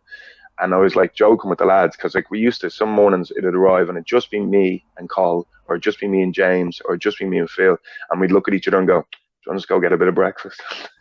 And now it's like there's 26 like young lads and all of us have the bullseyes on our back, you know, that kind of, they all want their piece of meat. So yeah, it's good. You know, it's coming together. One thing I almost forgot to ask here was, having made the transition, I'm not going to say a full transition from fighter to coach, but you've never really retired, and I don't think I know you've said maybe that you never will kind of label that as I'm going to have one more, Andy. I know the question. I'm going to have one more. Like, what story? Like, yeah, I really want to have one more. I don't know when. Like what? Okay, forget about the when. You've always said like it needs to be the right fight, or like you wanted to fight in Japan, or make it something that gets you going. What are the conditions that you would need to have? Like, to be honest, does a Cage Warriors Belfast do anything for you? It wouldn't, because the guys are going to be on it. So, and my thing is, I know where I'm at. I know what I'm going to be for the rest of my life. So I'm never going to put myself ahead of them, which I mean, I'll do a piss poor job preparing myself, like, you know. And I've seen how that goes. I've seen, as in, it happened to me many times, and it doesn't end very well, and pretty gruesomely generally. Yeah. So to be honest, I spoke to lads about this recently, like my team. It would either be that I have like a big break where no one has a fight for 8 weeks, which doesn't seem likely, or like I do now, I tip away with the lads, I up that a little bit as they have fights coming up, and then I arrive to a show, say, with one of the lads, and it's like, look, we've had a pull out on the second night of the show, where, you know, this kind of thing, like, and would you be able to fill in when the other lad isn't fighting? That's kind of what I'm thinking. You versus James Webb in Cage Warriors Belfast. I'd do it. He wouldn't. I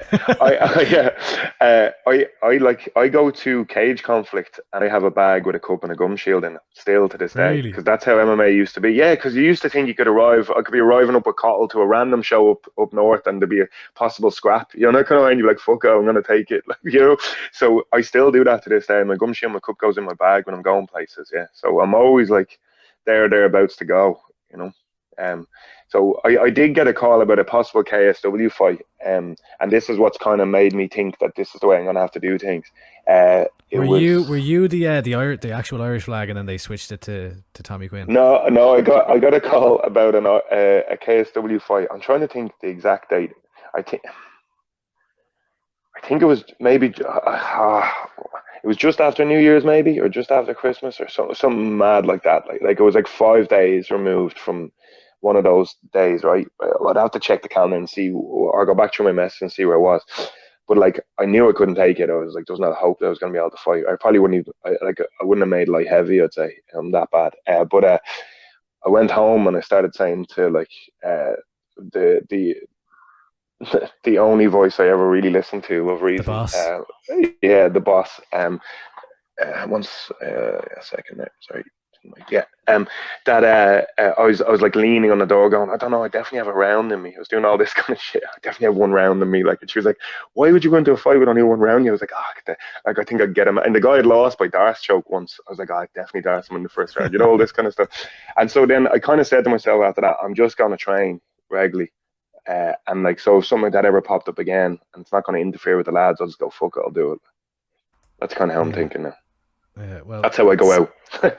Yeah, selfishly, hopefully there'll be a pull out sometime soon, because it'd be good to see you back in there one more time at least. It's like it was like Chris Fields looking for a fight, literally. Like, so that's what it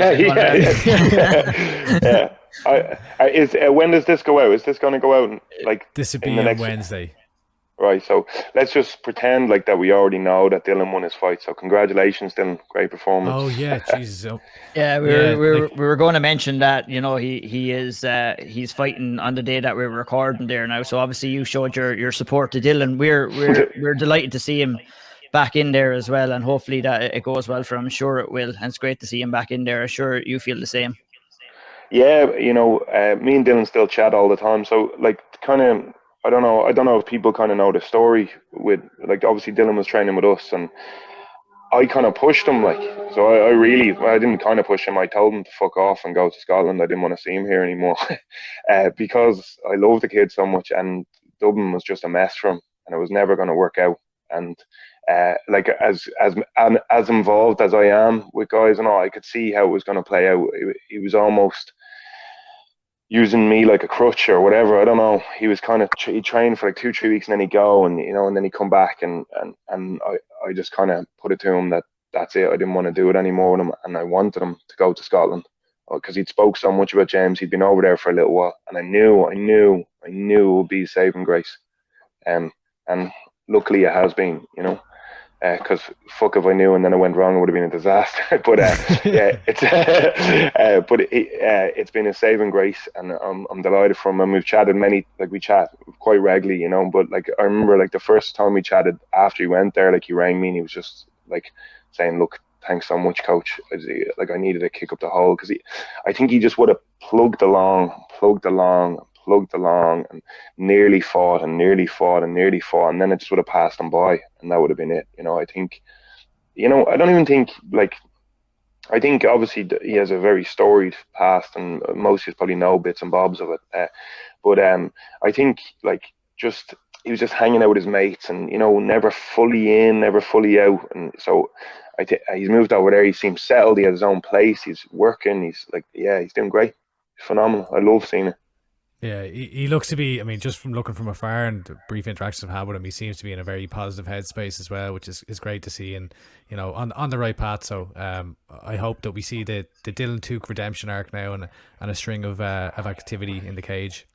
Yeah, he, like, I think, you know, the part that has never really been in doubt is the kid's skill set. He's phenomenal. Like, he's actually a freak. He's an amazing mixed martial artist, and I think, like, I'd have no doubt that if, you know, his headspace is right, he's going to go all the way. Like, he's a scary prospect, you know. But it was one of those situations that I could see the writing on the wall. If he stayed here, it was just never going to work properly for him, you know.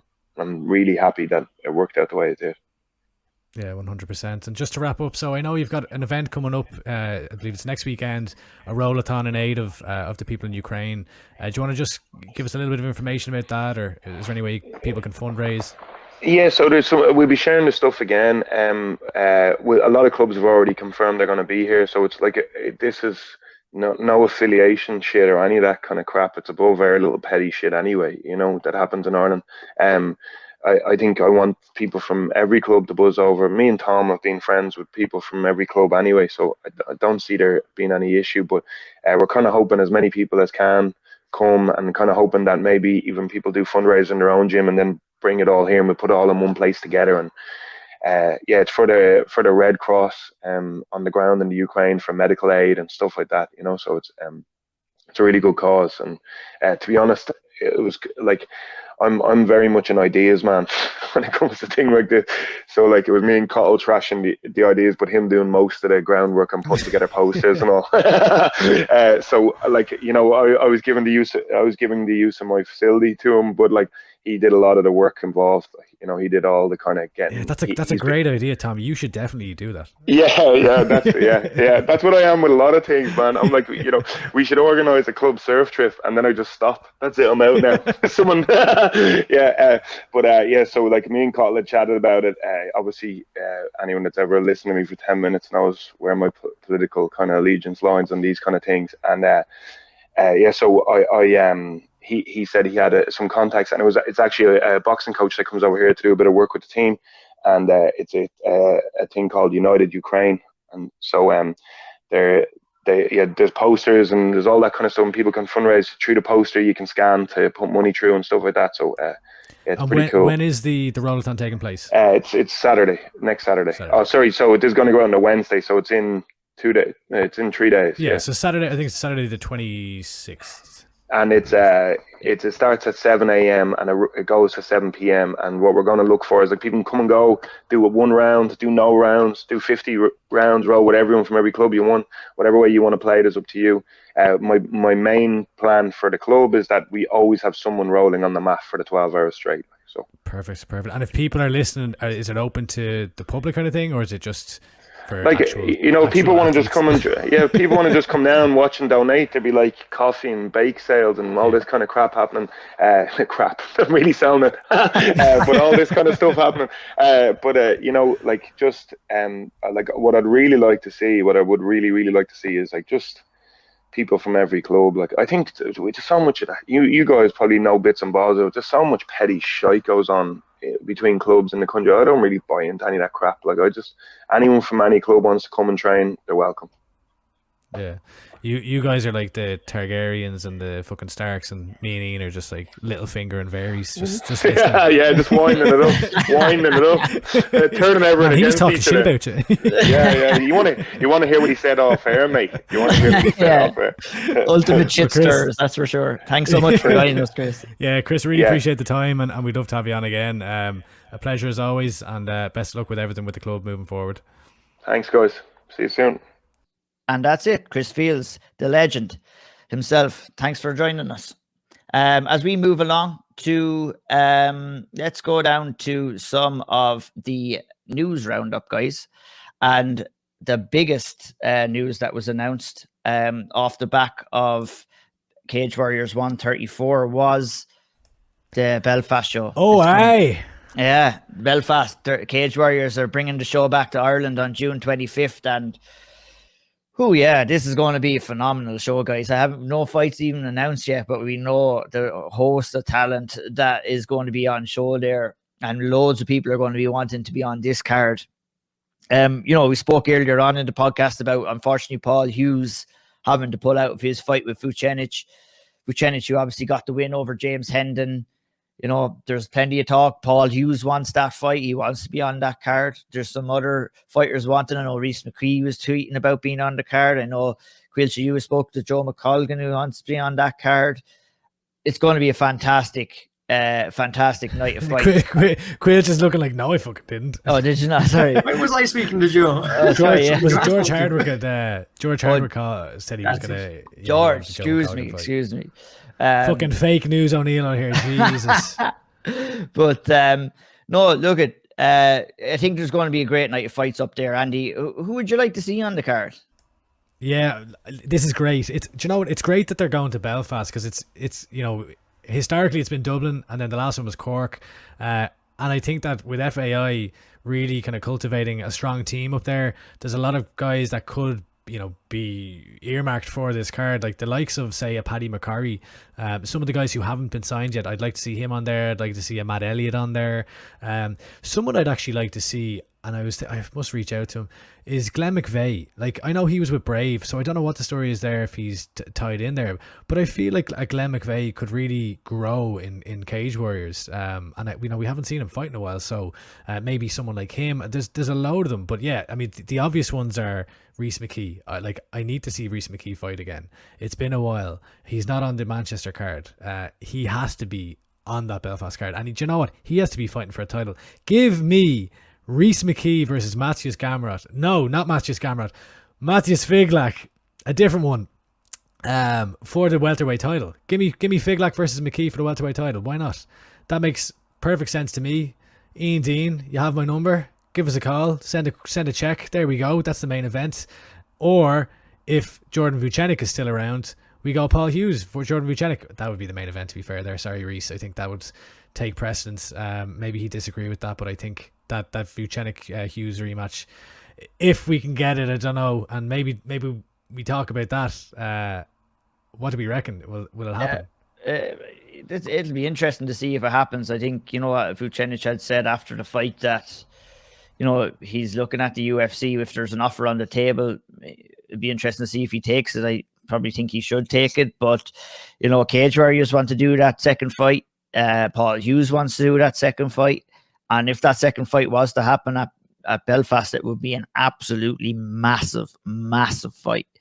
And it's going to be interesting to see how it goes down. Obviously, with that fight,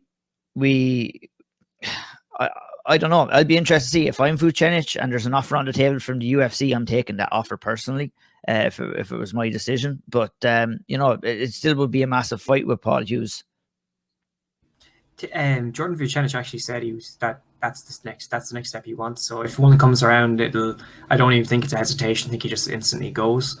He was saying that last night. UFC's next. So if the offer comes, it'd be, I think he'll jump ship. He mentioned the Paul Hughes fight will be there. It's like, we all know that when lads fight each other in cage, when lads fight each other in cages, they're supposed to, and they say it's going to happen again in the future, or could happen again in the future. We know it's not going to happen in the UFC if both lads end up getting signed. Let's be real. But it'd be one to see. But just want to touch on one thing. We've missed Joe McColligan, George Hardwick. It's a must. Title fight, Belfast. It just writes itself. And you could do 3 title fights. Have an absolute party up there. A title triple header in Belfast sounds like a dream, so it does. The question is, though, what does Joe McColligan want? Like, is Joe McColligan coming back? We haven't heard from him in a long while. Sean Sheehan tweeted out yesterday for that fight, and Joe McColligan did like the tweet. So I mean, yeah, maybe that's a sign. That's a sure. Maybe some embers burning, and the desire to come back is there now. But Joe McColligan's 35 years old. Like, so I imagine, having already won the title, it's got to be a big fight that'll, get the juices flowing. Oh man, it's not UFC, it has to be a big fight. For him, having the chance to fight for a title in Belfast, I mean, if that didn't get you going, man, you're not human. I think, especially if you're from there. And Joe, come on the show. Come on the show and talk to us. Come on, Joe. But yeah, like you said, a host of fighters could be on that card. That's very exciting that Cage Warriors are coming back. I'm delighted to see that, and that's going to be a historic night in Cage Warriors. Also, it was announced recently that they're going to bring back an academy show as well in Ireland in 2022. Andy Ryan came out and made that announcement. No date as of yet for that, but it's great to see Cage Warriors back on Irish shores nonetheless. As we move along to other big news in Irish MMA, and that was Andreas Binder is going to be back in action against Rostin Makman, former UFC fighter, at Cage Fight Series, which is set to take place on April 9th. Good fight for Andreas, Andy. I mean, this is a good opportunity for him against a former UFC fighter. Big fight. Ian Garry, you're wrong. You didn't retire him. Rostin Makman's back. The man who beat Ian Garry is now facing the last man to lose to Ian Garry, Rostin Makman. So yeah, great. Big fight for Andres for 2 reasons. One, he's getting that UFC vet. If he can come through a UFC vet, that says something. And then 2, it's on UFC Fight Pass. My understanding is Cage Fight Series is going to be on UFC Fight Pass. It's I'd never heard of the promotion before this, but it doesn't matter. It's on UFC Fight Pass, so that's a big plus. Interested to see how Andreas gets on, and it is a big fight for him. So if he can come through this, then it may open some further doors for him. Indeed, I spoke to him just after the fight announcement, and it's all eyes on the UFC for Andreas now, and he's top prospect. And I feel, it'll be interesting to see how he gets on against Rostin. A statement win might not necessarily guarantee him a UFC slot, but it'll definitely get some eyes on him, that's for sure. And what do you feel about the whole situation, Caoilte? Honestly, don't think a win would send him to the UFC. Don't even think it would give consideration for Contender Series, to be honest. What I do think, though, is it gives the opportunity to fight a bigger name. I don't think Ackman's even close to a big name anymore, unfortunately, just due to the fact he's on a skid of losses. So it's a very good fight for Andreas. If he comes through this, like, you're looking at good promotions. You're looking at maybe a big fight that could really excel your career. So I think this could be like the big stepping stone into like the next phase, let's say, in the push for a UFC contract, maybe, or even a Contender Series spot sometime in the future. He's actually coming off a B-class Muay Thai win. I think it was down in Cork. From what I hear, he absolutely, like, he was incredible. I think he starched a lot. He was like, so yeah, good reviews all around. So I'm quite excited to see that, especially after hearing rave reviews from his Muay Thai debut. I think he nailed that. I think he absolutely nailed it. Like, I don't think he goes to the UFC with a win. Too often we were like, oh yeah, like they win this, they're off to the UFC. It's like, well, it's not that simple, lads. But yeah, I think, sorry, I didn't mean to jump in there, but I couldn't agree more.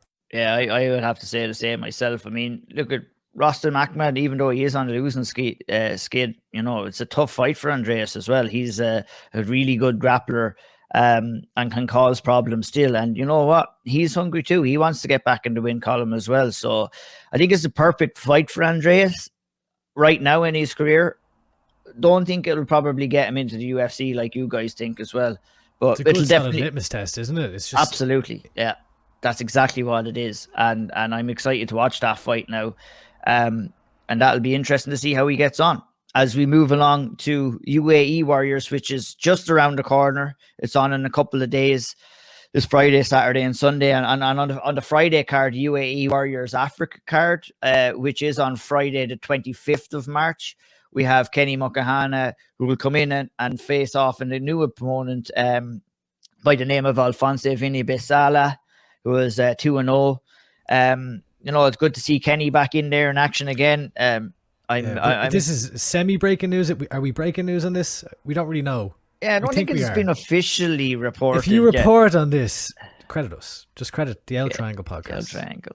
Yeah. Give us a link. Go on. He was supposed to go in there against Muhammad Kamara. Kamara was forced to pull out with injury.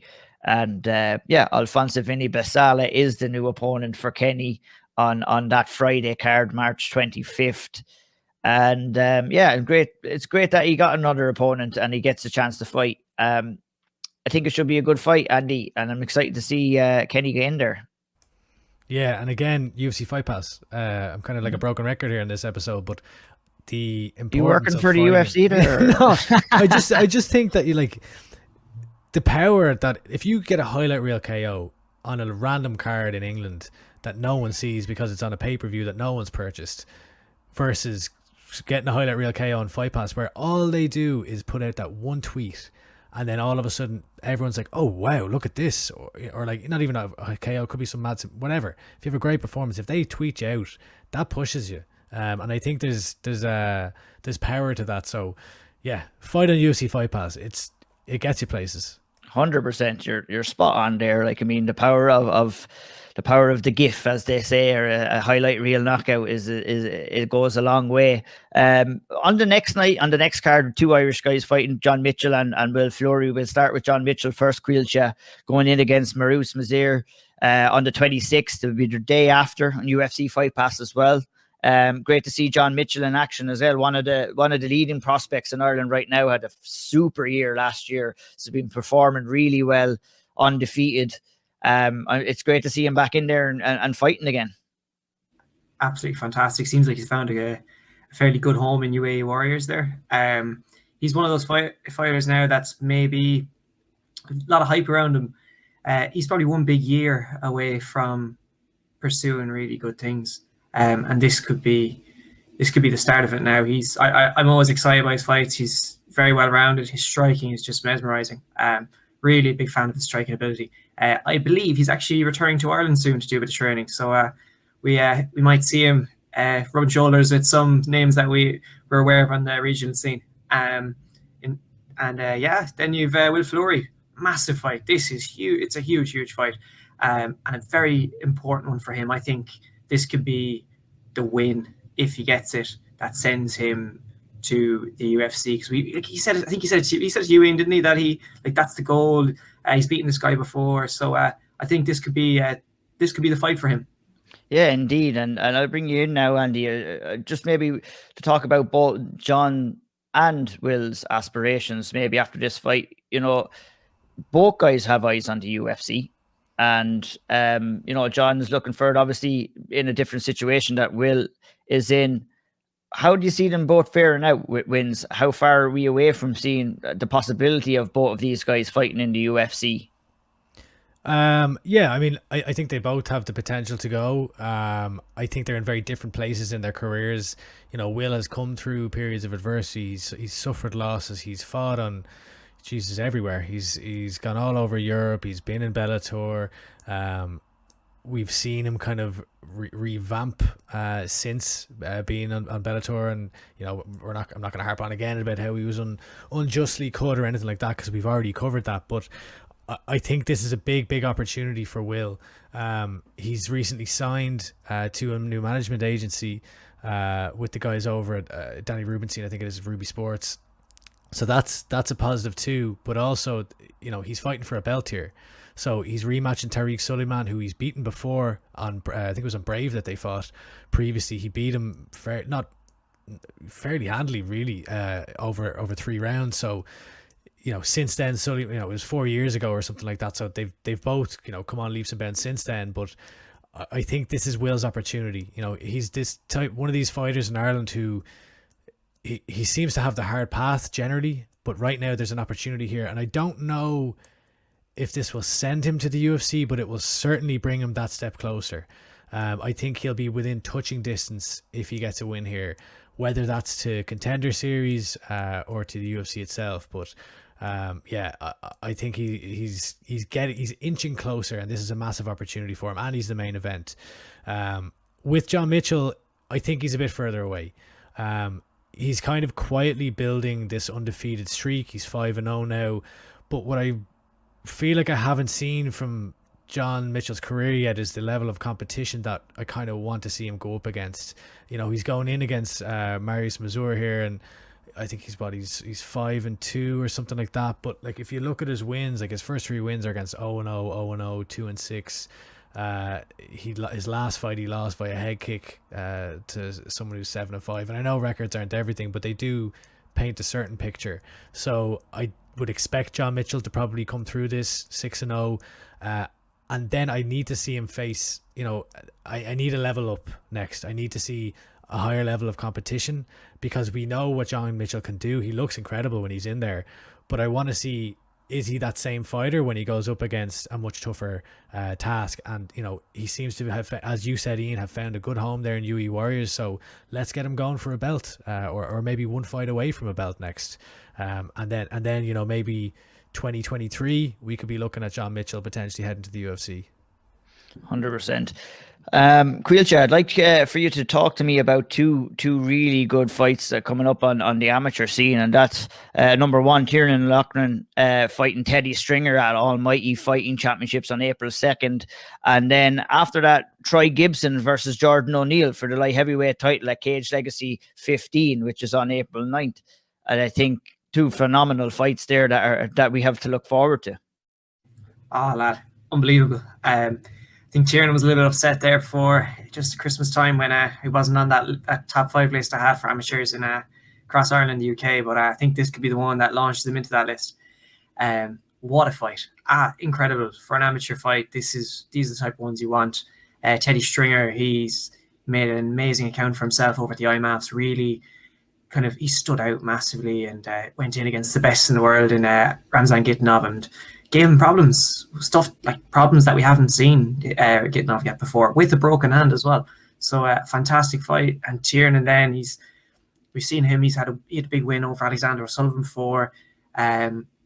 So it's a huge fight. I think between these two, there's only maybe 2 other fighters outside of those 2 that are probably around the same, you know, the top of the divisions in the UK scene, and those being Curtis Campbell and George Staines. So those 4 are kind of like the top dogs at the moment, and I think this is a great start to pitting them against each other. To quickly touch on the Troy Gibson, Jordan O'Neill, social media is an amazing. Just to jump in before you do, sorry. One we forgot, Caoilte Loughran. So Tiernan's while we're on the topic of Tiernan Loughran, Caoilte Loughran, he's got to be on that UFC or that Cage Warriors Belfast card too. He still hasn't been announced for the Manchester card for some reason. I know he keeps saying that he's fighting there, and I'm sure he is, but they haven't announced an opponent for him. So you'd expect him to be on that Belfast card too. Caoilte called out Kingsley Crawford actually yesterday on Twitter. He said that if he was at nothing, that he'd love to fight him on the Belfast card. Now that would be a belter of a fight if it was to happen. Sign me up. Yeah. But I'd hopefully, and that I was waiting to see if he was announced for the Manchester card, but there's nothing for Caoilte yet. So hopefully he gets his fight on that, and we can get to talk about it a little bit as well. But we're only a couple of weeks away there, and there's nothing. So maybe he just has eyes on that Belfast card now instead. But it'll be interesting to see how that progresses. The two boys came out with their own jerseys as well recently, GA style. They're plugging them everywhere. Do you know what? They're actually fairly nice as well. I was impressed. I saw them. I was like, fair play, lads. They're fairly decent, all right. Absolutely styling, as they say. Well, yeah, you were talking there about Troy Gibson and Jordan O'Neill. Like, I mean, we will be talking a lot more about that at Cage Legacy 15 on the next podcast as well. But just give us a quick overview, Caoilte, on that fight. You know, two guys who have held multiple belts and fought multiple weight classes as well. The belt collectors clash. Yeah, Jordan O'Neill, 3 weights and belts at each. Troy Gibson, welterweight, but he's fucking huge, lads. Jesus, size of a man. I saw a picture of him yesterday. It was next to, I think it was Volkov or Aspinall, one of them. And I couldn't believe the size of the man. He's scary. No wonder he's fighting at light heavyweight. This could be, I'm buzzing for it. Fair play to Jack and Kenna. I looked like his child standing beside him when I was interviewing him at Cage Conflict. Andy, I don't even want to stand next to this man if that's the case. I'm smaller than you, lad. He'd be able to put me if we're going by your guys' size, he'd be able to put his foot on my head. Then I'd say, or something, the size of him. Great nicknames as well, right? Jumbo versus the Big Hot Tub. Where did Big Hot Tub come from? I need to find this. I've been dying to find this out the whole time, because every time I think of him, I think of the Hot Tub Time Machine movie. Yeah, what was he? He told me. Fuck, go watch. Go to SevereMMA.com YouTube page. He told me, and I fucking completely forget. He doesn't even have a hot tub. I know he doesn't have a hot tub though. Moving on, Andy. Pedro Carvalho has a new opponent for Bellator 280 in Paris. Yeah. What has Pedro Carvalho done? Like, Jude Samuel, what's the story? Like, what is going on here? He's the 5th ranked featherweight in Bellator, and he was tasked with welcoming Kassan Askabov, who is a champion in another organization, and now that fight has fallen through, I believe, for undisclosed reasons, but I have a feeling it's visa related or something like that, with everything going on in the world at the moment. And now he's been matched up against, and I need to read this name because I'm going to butcher this one as well, Piotr Niedzielski. I feel like I did actually okay on that one. Anyway, he is the lightweight champion over at Babylon. He just won the lightweight title, so he's coming down to featherweight. Now, he's never fought at featherweight in his career, I believe. He's fought at lightweight, he's fought at catchweights higher than lightweight, he's fought at welterweight.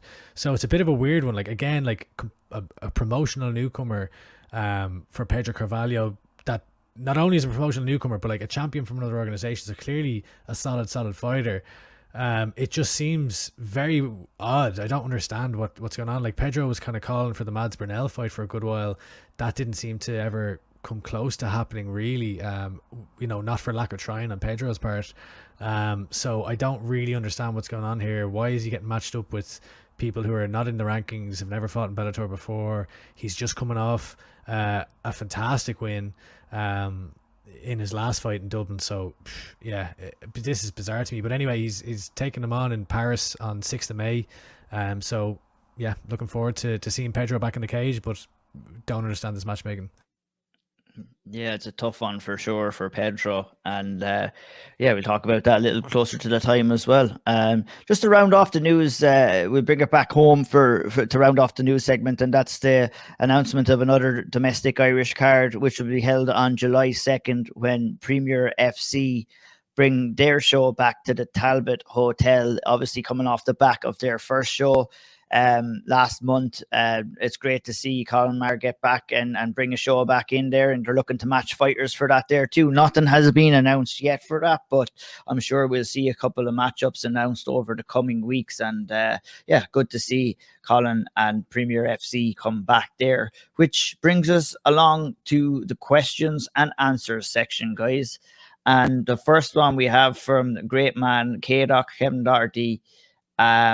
fantastic supporter of the podcast, and fair play to him for sending this in. And I'll bring it to you first, Andy. No, actually, I'll bring it to Caoilte first. What is your favorite Irish MMA moment of all time? One including Conor McGregor and one excluding Conor McGregor. All right. One including McGregor was the... Oh, it's a tough one, that.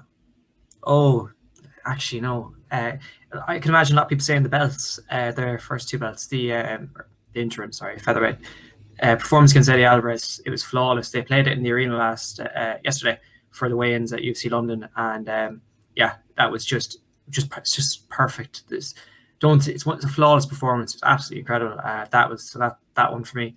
Excluding Jesus. Do you know actually what it is? My first ever fight I ever watched. Peter Caoilte, his professional debut on Cage Contenders. I think it was 13, 14. And that kind of sparked the bug. But geez, I was thinking this is class. Didn't know who Conor McGregor was. I thought Peter Caoilte is the next big thing. That one for me, actually, because that got me into all this. And that kind of started all the path, God knows what, 10 years ago now. So, incredible. And that's it. And we move on to Andy. I seen you're deep in thought there, Andy. If you need a few minutes, I can... Deep in panic. I think my favorite, including McGregor...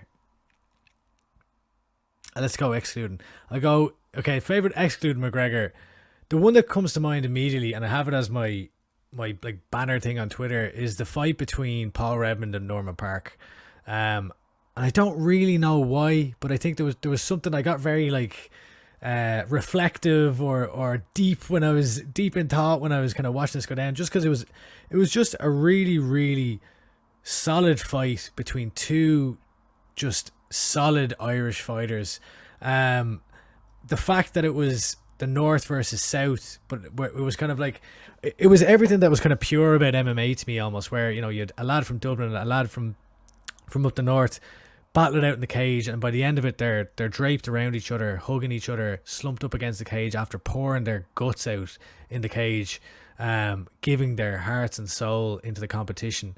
And it was just to me, it was more of a sporting contest than a cage fight, if that makes sense. There was just something pure about it that really sparked a further love of Irish MMA for me personally, and kind of pushed me to look deeper into the Irish scene and to the point now where we have a podcast specifically about Irish MMA. So I've never really known fully why that it's that one, but I think it is that one for me. And including McGregor, from a personal note, I was at the Dennis Seaver fight in Boston, and that was just an incredible night. I thoroughly enjoyed myself. The fact that I know this is including McGregor, so it still counts, but the fact that it was, you had Paddy Hoolan, you had Caoilte Pendred on the card, and if I can say this as well, this one technically includes McGregor, but the Caoilte Pendred comeback against Mike King, that for me it was an incredible moment too. So there's kind of three of them for me.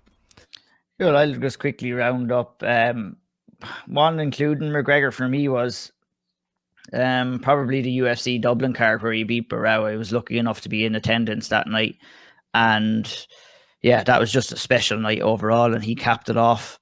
One without McGregor was in the same arena. It was up in the Tree Arena, and that was being there live to watch Aisling Daly come out for her UFC walkout when she competed on that UFC Dublin card. It was like, that was unbelievable. And it was great to see Aisling have her moment, and it was great to be live to see Aisling have her moment on that night. And those were two really special moments that stood out to me, where I'll always look back and say I was so glad I was there. Two historic moments in Irish MMA. Those are the two that pop out and stand out to me at the top of my head. So thanks to K-Doc for those questions. It was nice to reminisce back on old Irish MMA events and stuff. As we move along to Sean Denny, and I'll bring this one to you, Caoilte. What are your thoughts on the Ryder Cup style format of the Super Cup, and did you find the gimmick more enjoyable than you expected? And how would you feel about the same format used for one of the professional shows, mimicking something like the Premier League of Darts? Do you know, actually, wasn't there talks of some promotion trying to do this professionally? Oh, the name escapes me. I'm pretty sure there was some the Nations Fight League or something like that, wasn't it? Something strange. Yeah, they kind of teased something. They came out with this logo that was used by some other promotion. I don't even know. I think there's someone. Professionally, no, not really. Unless it's gym versus gym, I don't really have any interest in it. I love it at an amateur perspective because these things are teams being sent anyway, and it's organized that way, and you get representatives from all around the country. In terms of actually enjoying the Super Cup, yeah, I thought it was great. Said it earlier, like the kind of think the team camaraderie of everyone, the lack of pressure they had, the fact that they got to go out there and have the expenses paid, and the opportunity to win some money for the Regency. So for that reason, yeah, I really enjoyed it, and I think there's a few things to tighten up for future competitions, but it's got a lot of potential, to be honest with you. Yeah, indeed. Andy? I don't think it's possible on the pro. I just think that it's such a difficult team, approaching from a team perspective is so difficult. Like that, you have so many personalities. Like if a fighter gets injured, and there are issues with it. Like what if someone, like we had at the Super Cup, like what if people get injured, or you don't have enough fighters for a certain weight class. You have fighters moving up and weight down and weight. It's a little bit all over the shop. And I just couldn't see it working at the pro level, to be honest. There's too many personalities and egos and everything involved to get everyone on the same page. Yeah, it's hard to try and get people fighting in quick succession on a professional league and getting it sanctioned and all that kind of stuff. I mean, the Super Cup once per year for me is enough, even on the amateur scene. For me, I mean, concentrate on what you're doing well, concentrate on the Worlds and the regional championships. And, look, I'm all for anything that's benefiting the fighters. If it benefits the fighters, I'm all for it, but it has to make sense at the end of the day. I suppose Combate kind of had an adjacent style one with, where Palahan won the spot for Franz Malambo to go in. So that's a bit more doable, but yeah. Anyways, onwards to the next question. Can you see the national championships being moved to a public arena in future? Maybe a battle zone revival, Caoilte? Battle zone revival, not with the championships. No, I think the national championships be held separately, and they should be held separately. To be honest, I don't think they should be getting involved with the promotion in particular or anything like that. Publicly, yeah, I think it's got all the potential in the world. Look at how the IABA do the championships. Broadcast, the elites are broadcasted on TG4, and it's all the national stadium. They always sell it out. I think a long-term goal would be something like that. I might love to see it happen in the future. So yeah, that would be great. That would be really, really good. Andy, your thoughts on that? I mean, for me, I think with the national championships being moved to a public arena, yeah, it could happen. Getting the vibe of it being in a kind of a smaller, non-busy arena is kind of trying to mimic the World Championships itself. They're never going to have a rapturous crowd or a rousing crowd at a national championships, at a World Championships. I think, like, the Caoilte, you're not too sure about that. I mean, there wasn't too many people over there at the last one. Like, I mean, it's set up for the teams to support. Yeah, I guess so. No, I genuinely, I think if you put national championships from Ireland inside, let's say the likes of a national stadium, charge very little entry, even like a $5 or something, because a few day event. No, I think some of the amateurs, they have a bit of following, and when they're local as well, it's a quick bus trip. It's a daytime event. You have a laugh and you go out afterwards.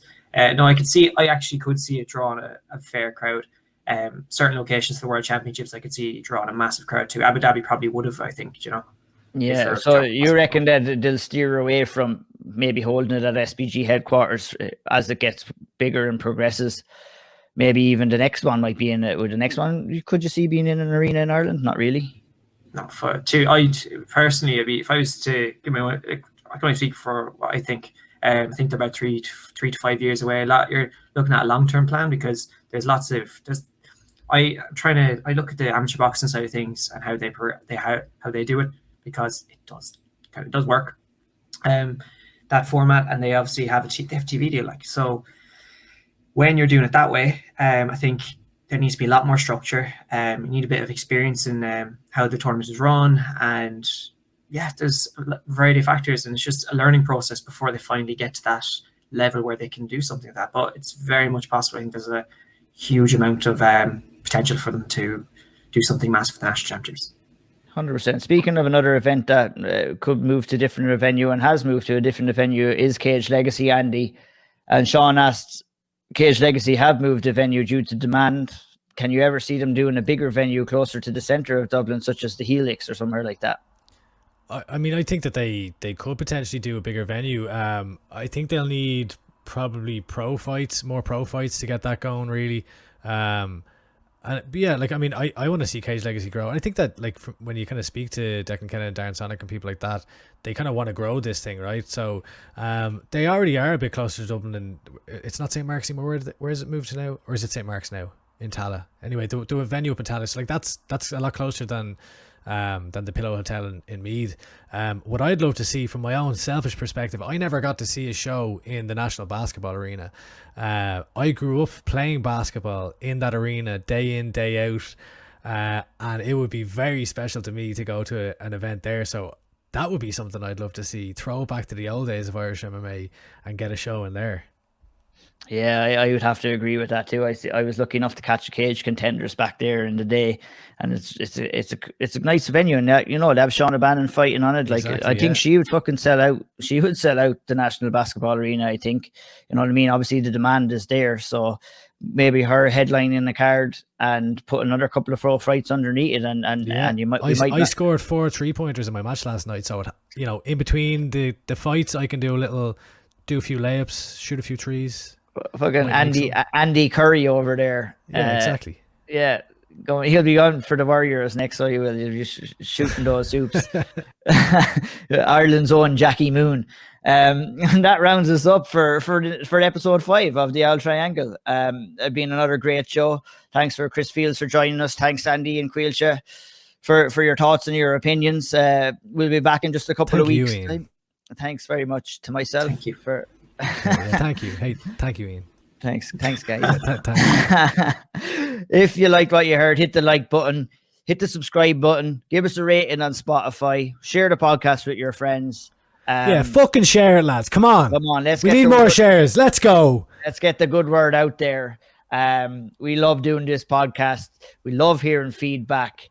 Thanks to everybody for listening. Send us a message of who you'd like to hear on as well. Exactly. Please send us messages. We're open for any positive feedback. And that rounds us up. All the best. Take care. Sláinte.